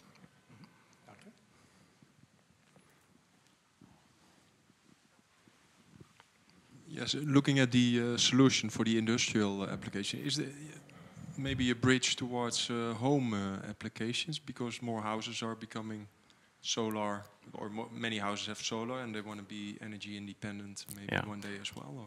So these products that we've shown you here on the methanol side, they range power-wise from 50 watts to 500 to a kilowatt. So this is the typical range. And for household, you usually need a little bit more. But in fact, for small houses that I mentioned before, like a chalet, like a vacation house, we do have a lot of customers using it. Yes. But then it's not a full house with washer and everything inside, but only small houses where you have a light, your TV, your refrigerator, as you also see here. That's powerful enough for that. Could it be a market for SFC? It is already, yes, it is already. Yeah, that's a market for us. More households, so in a permanent, so more permanent house applications, not vacation. I guess our CEO will make a strategic point here. No, we looked at it, and especially 2 years ago when everybody got really afraid of being disconnected from the gas line. Still, our focus is the industrial part of, let's say, the backup and the off-grid power. Residential is at a different price point, and I guess this is an exercise where last year we decided not to go in. Yes, the potential on the industrial side is high enough, and the price sensitivity is in a different area. But over time, yeah, this is a market, and there are already startups here in Germany addressing this. And also eventually, naturally, our technology can be used for this, and therefore it is important to improve membrane capabilities, get the cost down, and get them to a price point that is usable. Right now, selling on the industrial side simply makes, from our entrepreneurial point of view, and also, let's say, from the performance of the products, more sense.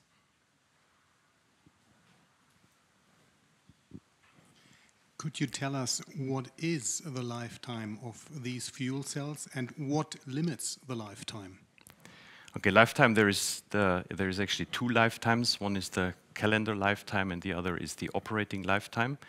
Let me start with the first time, the lifetime in calendars. So these units, for example, here for special purposes, but also for the consumer side here, they have a lifetime way over 10 years. And we do have customers, you might even think they are barely used because they sit on the shelf, and then if something catastrophic happens, you have to use them.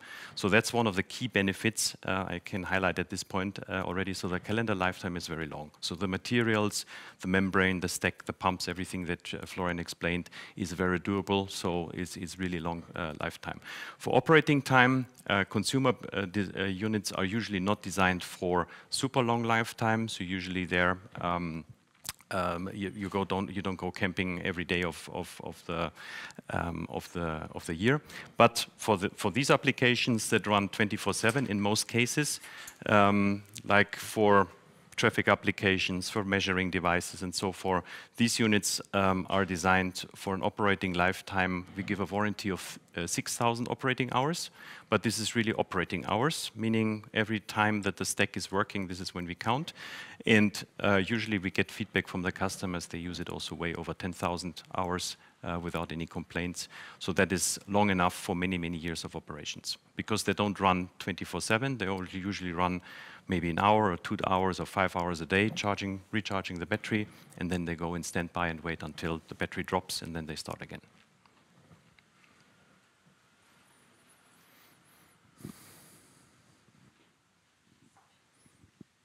Any further questions and comments? Otherwise, we would move on one level down to the outside demonstration of our hydrogen product.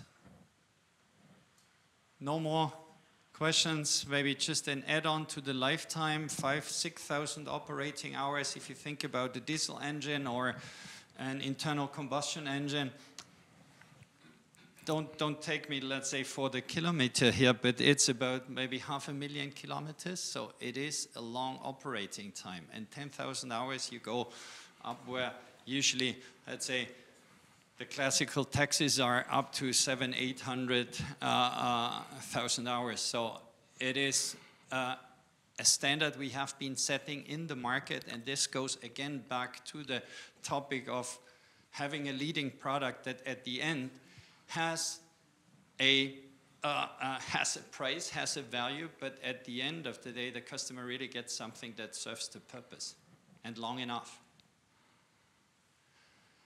Thanks very much. Christian? There's one last question. Yep. Talking about CO2 reduction, because on your slide upstairs, you showed us that CO2 is coming out of the engine. How much, in terms of Berlin and Klimawende, what do you think is the reduction on your systems using methanol and I think at the end, that's part of the chemistry there. It's all, let's say, publicly documented that for the direct methanol, you have an off gas and you have traces of CO2. We did all this testing. We are qualified as a technology to run in-house, to run in a vehicle on the commercial, on the military side.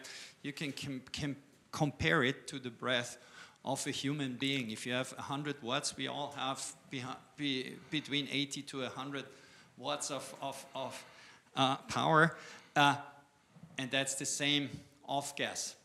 And if you then offset this and compare this to, let's say, conventional alternatives like diesel or internal combustion generators, then you see what the difference is. If you take a 10 kilowatt diesel generator, you think about 45 tons of CO2, and then deducting, let's say, the minimal traces we have there is then the footprint reduction, which comes with the handprint of our products. So very openly communicated, never neglected. And naturally, when we take the hydrogen products, there we are at zero emission. Nada. So we move on to the hydrogen side. Christian, thank you very much. Super welcome.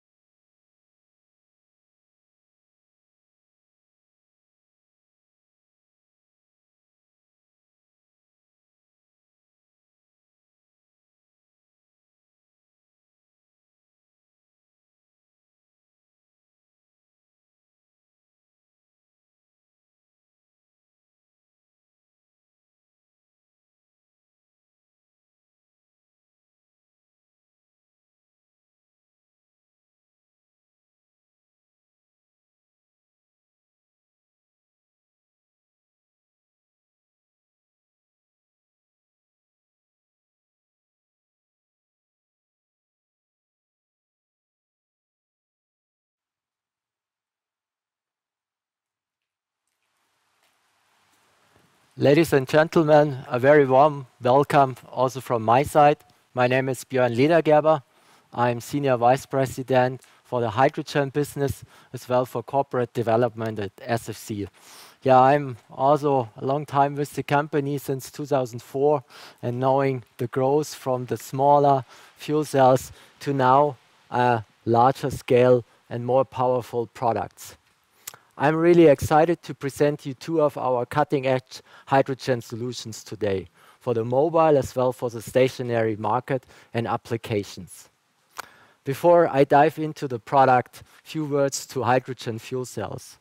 So hydrogen fuel cells, we mainly addressing the market of diesel generator replacements for permanent power, but also for the backup power market. The key advantages of hydrogen fuel cells, it's always good to know. The first, of course, is the zero emission. So we don't generate emissions compared to the generator.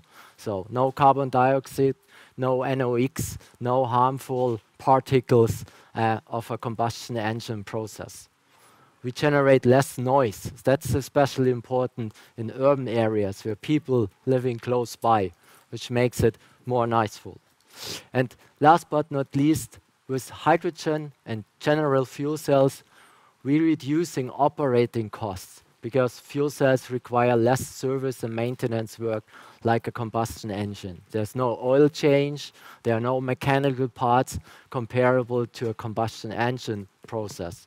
And that helps us to cover some of the higher capex costs hydrogen fuel cells still have, and Florian and his team take care that this will come down as soon as possible. Now, we offer our stationary solutions, and I would like to introduce you to one of our stationary cabinet solutions, the hydrogen cabinet, which we offer in indoor and outdoor applications.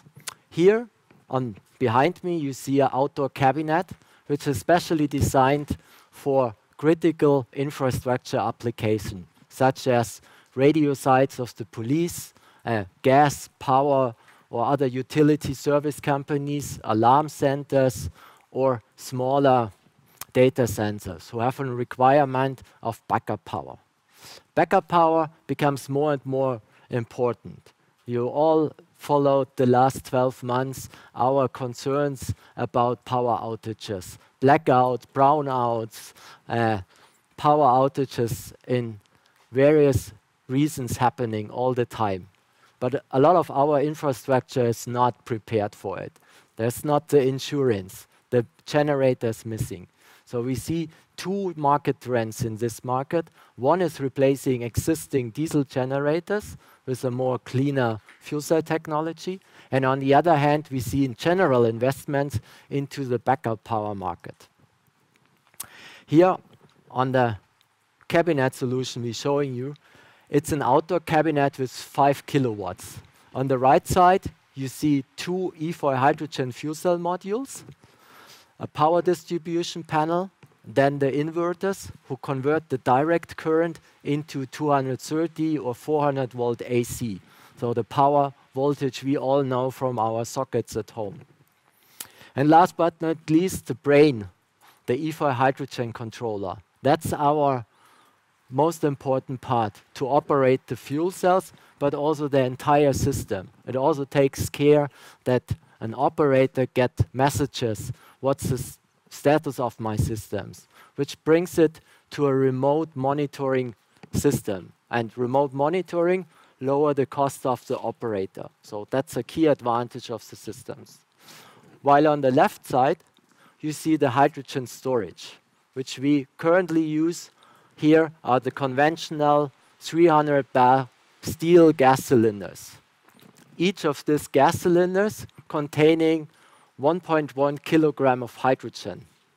And with 1.1 kilogram of hydrogen, we are able to generate 18 kilowatt hours of energy.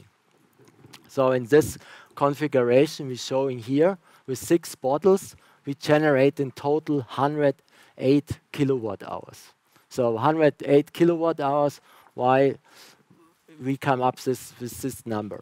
So 108 kilowatt hours, in this case, is designed for a load of 1.5 kilowatt.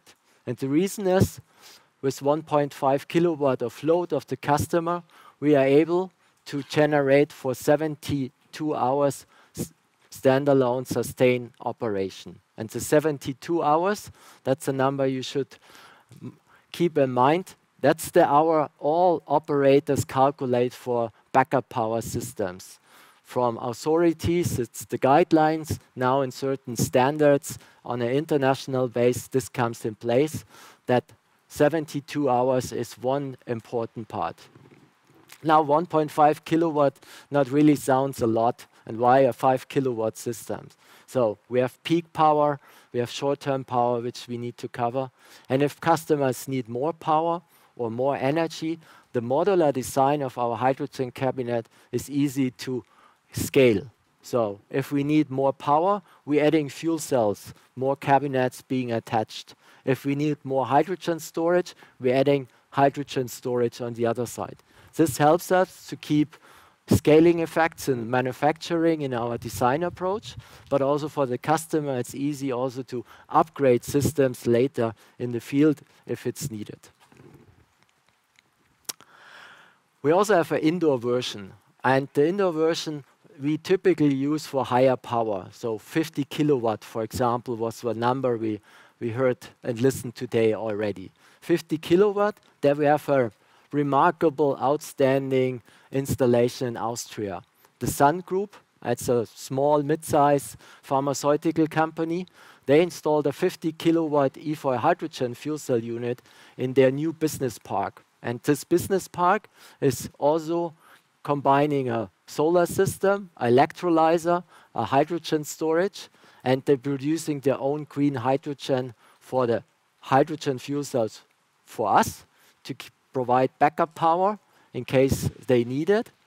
But also they're using the hydrogen for their company vehicle fleet, so they produce their own energy inside the building. So that's really a remarkable reference case, and you will find more information on our website, or we can share it with you later. And this trend, we're getting more and more requests that companies, smaller microgrid systems, enterprises, now looking into combination of solar, electrolyzer, hydrogen storage, and repower with fuel cells, or adding also refueling stations. And there, of course, the power range is going slightly up, especially if we talk about companies and business parks. And with 50 kilowatt, you heard today, our innovative goes further with a new higher power platform.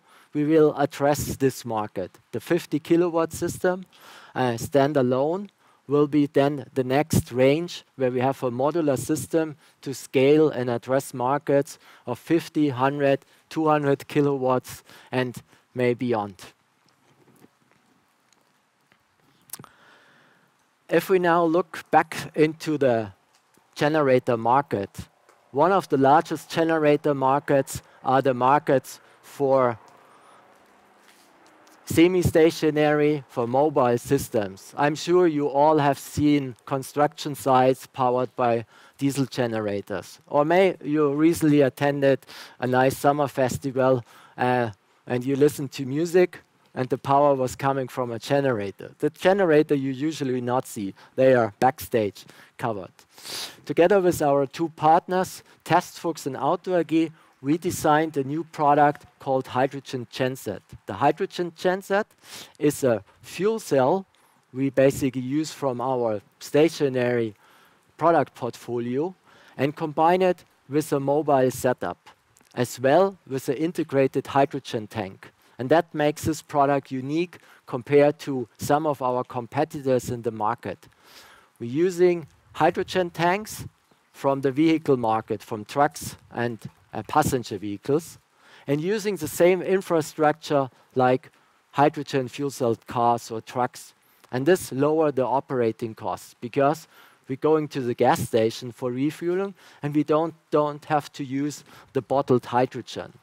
So to give you a number, currently a hydrogen gas cylinder compared to the hydrogen on the gas stations, that's a factor of 5 to 8 times cost difference. And of course, with more green hydrogen production, everyone expects lower hydrogen costs, which brings the product more attractive. But price is not the only reason we're seeing and using the integrated tanks. One is also, we don't want to change the behavior and the way of operating a generator. Usually, a diesel generator is transported to the construction site, dropped from the truck on the ground, plugged in, switched on, ready to go. And this behavior we would like to address with the hydrogen genset as well. This design you see is especially using and addressing a market on airports. Ground power units, base stations, test stations are often using diesel generators on airports. And TestFuchs is a partner coming from the aircraft industry and airport market. And that's why we're using this shape. Our new design is this one on the banner.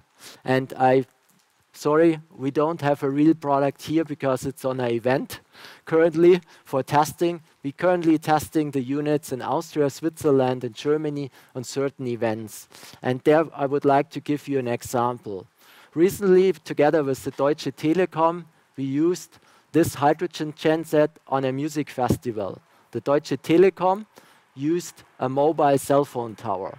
Mobile cell phone towers for festivals are important because suddenly there are thousands, sometimes 100,000 more people in an area, and the network coverage wouldn't be able to cover all the data streams, the LinkedIn, Instagram, and social media postings. So they install additional towers. And they always using diesel generators. That's the easiest way, because Kübelge, there's no power available. So the Deutsche Telekom tested the product at the Nibiri Festival, and that was really outstanding and perfect match of two mobile systems combined for this festival.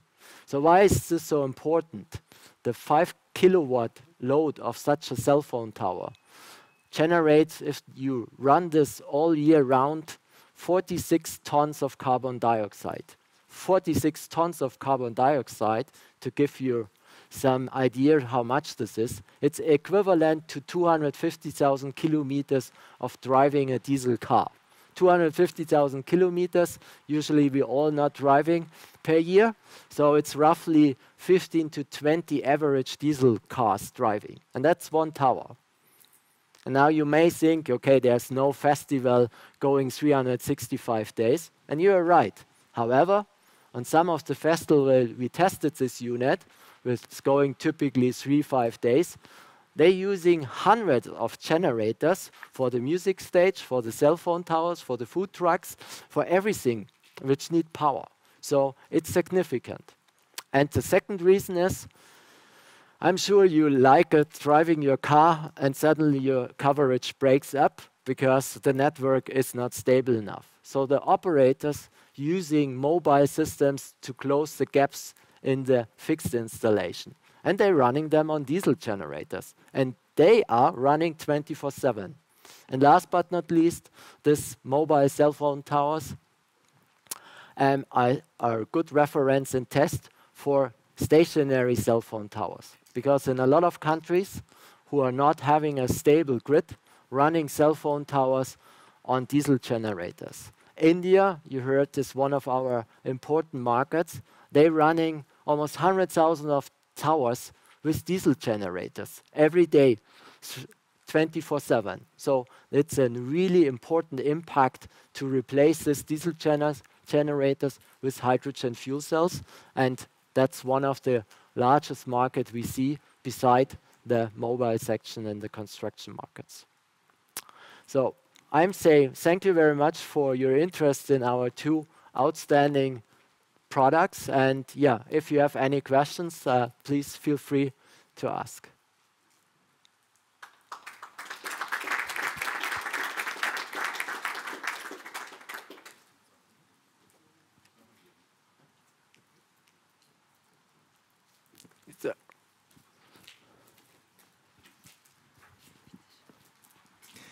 Also es kommt Wasserstoff rein, wenn ich das richtig verstanden habe. Und was fließt dann raus? Auf der einen Seite Strom und wo fließt der Rest hin dann? So the question was, what are the byproducts of generating power out of hydrogen? So the byproducts of the hydrogen fuel cells is water, and that's it all, water. So and the water is basically come out like water vapor, and in this installation, it's on the backside of the unit, it's vaporized. If you have a hydrogen set like this one, it's also vented to the air because it's an air-cooled stack. And if you sometimes may, following a hydrogen fuel cell car with a liquid fuel cooled stack, you sometimes see water dropping out in the back of the car. But that's the only byproduct.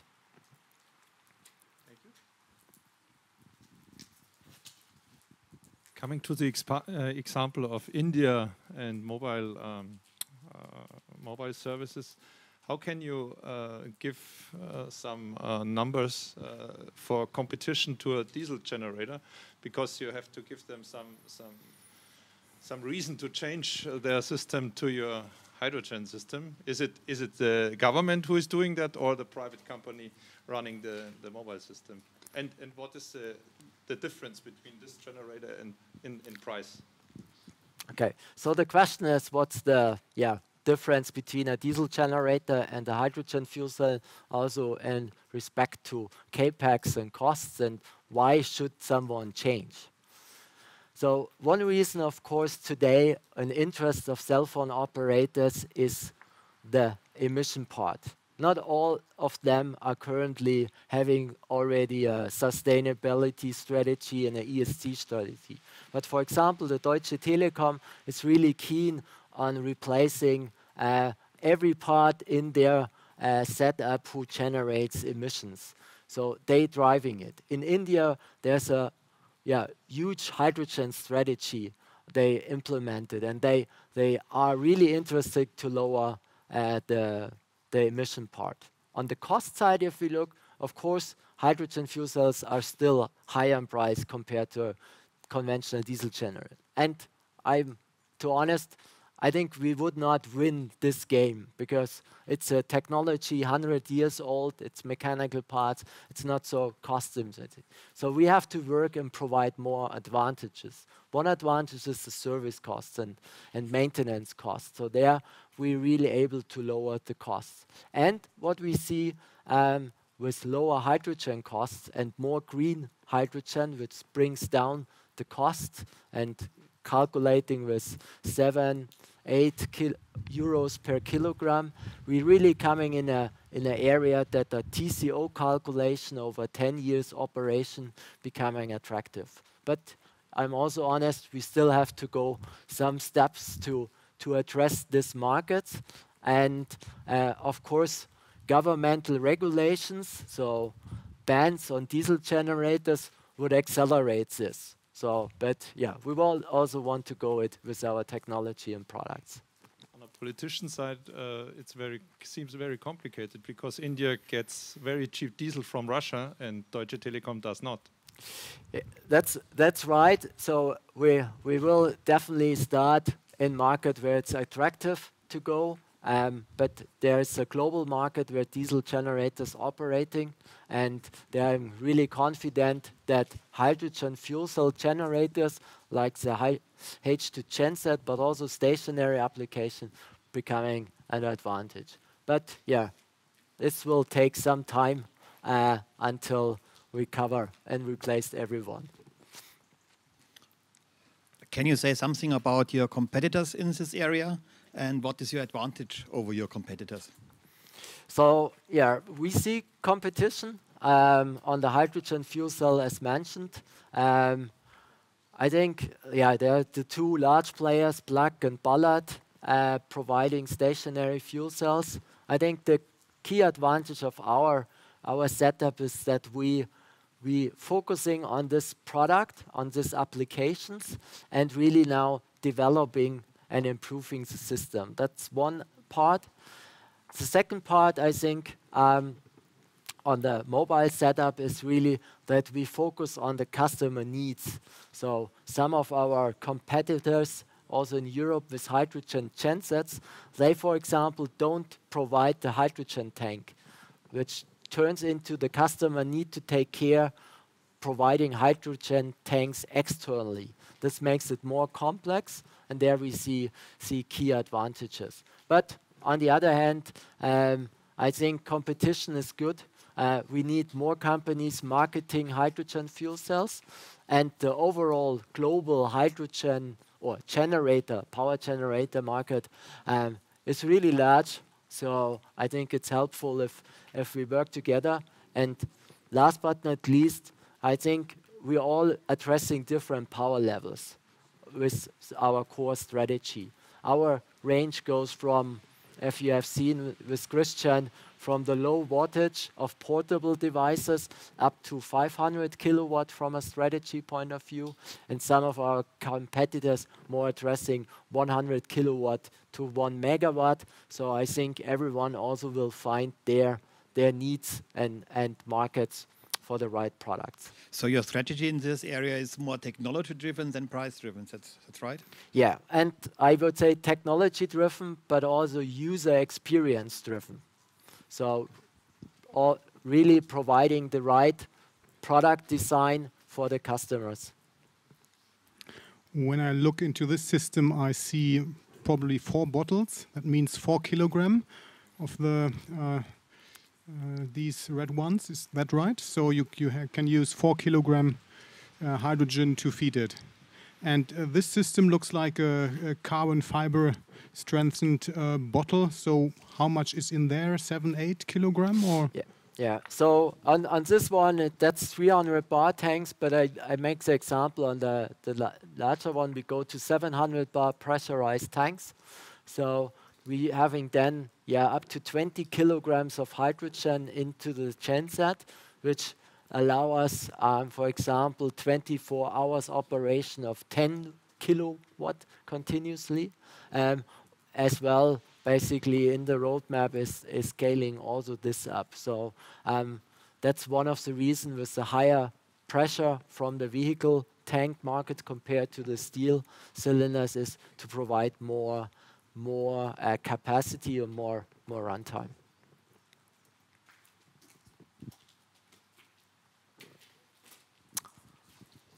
So, any further questions? So, if there are no further questions, I say thank you very much. We'll pass the microphone back to Peter, who will give you some further outlook for our prospects in the future, and say thank you very much for your attendance.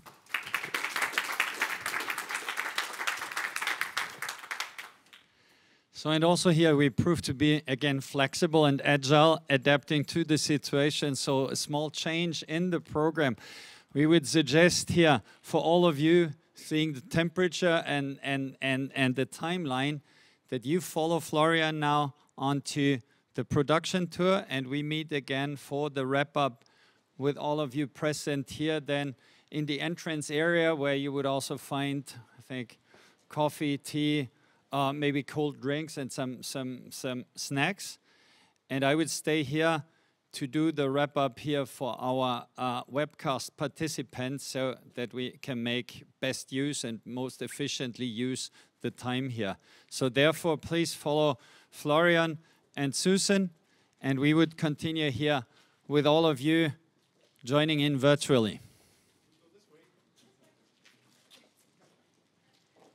If you give us 30 seconds, then I think we have the right environment to do the wrap-up here.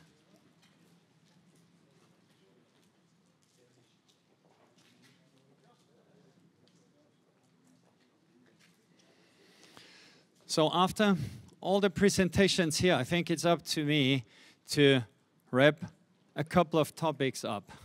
I think you have seen that we are all here serving a macro trend, a mega trend. We have worked our way from initial markets, early markets, into the midst of society. We are the clear replacement to conventional power generators. This is a multi-billion market last year, 25+ billion revenue worldwide, and still a growing market.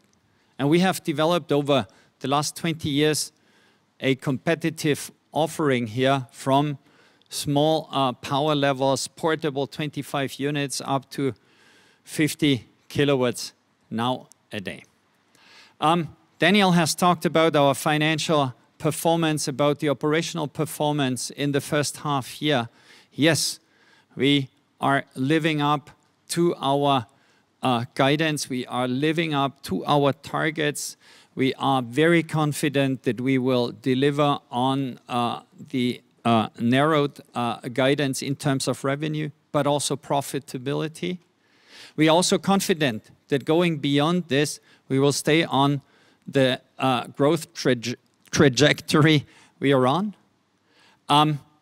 The combination of an ambitious growth and also margin expansion and improvement of profitability still remains for us as key elements of our strategy. If we now talk about strategy, yes, those of you who gave us a sign of confidence and who gave us trust last year in our last capital increase know the key pillars of the growth strategy being regional expansion, further technological advancement and product development, but also a complementary and additional complementary M&A and additional complementarity technology additions. We are delivering on the regional investment and expansion. The next step, yeah, we need to take a decision on the US. We are confident to be able to do this now within the next 6 to 8 weeks. We will start qualifying potential acquisition targets in the US for a faster market penetration, but not before 2024. We had 2 first ones today to present to you on the technology side. Yeah, we have invested in our higher power platform. The prototype, actually, you could only see the PowerPoint format. The colleagues being here have the advantage also to see the physical products. It's already existing, it's in operation. We are targeting to get into the market in a good year from now. Demand is already there, customers are asking for it, and we are addressing higher power markets, larger addressable markets here, from data centers to industrial backup power. Technology-wise, yes, further development, also cloud capabilities, IoT capabilities. And then the second first one today is, yeah, our membrane technology. We have integrated, and we are integrating the membrane technology here for our product range. In the long run, we believe this is solidifying not only technology leadership, but this translates into cost leadership and cost improvement, and therefore competitiveness. Additional M&A, as said, regional access into the US market is a project we are working on. It will take some time, but also complementary technologies still. We talked about today additions on the product range for our stationary power, but we are also looking into the production technology here of green hydrogen. With this, I would like to thank you all for your time and your presence here in our first Capital Markets Day. Expect further good news flow from us in the upcoming weeks and months. And I'm really looking forward to our direct dialogue whenever you have time and whenever you have questions. Reach out to us, Susan from the IR side, or Daniel and myself. As the last one, I would like to thank our speakers.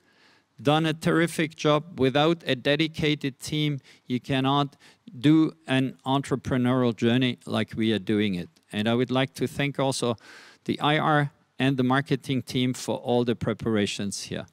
Thank you very much and have a nice afternoon. And for those of you who sit in other parts of the world, have a nice evening or a nice morning.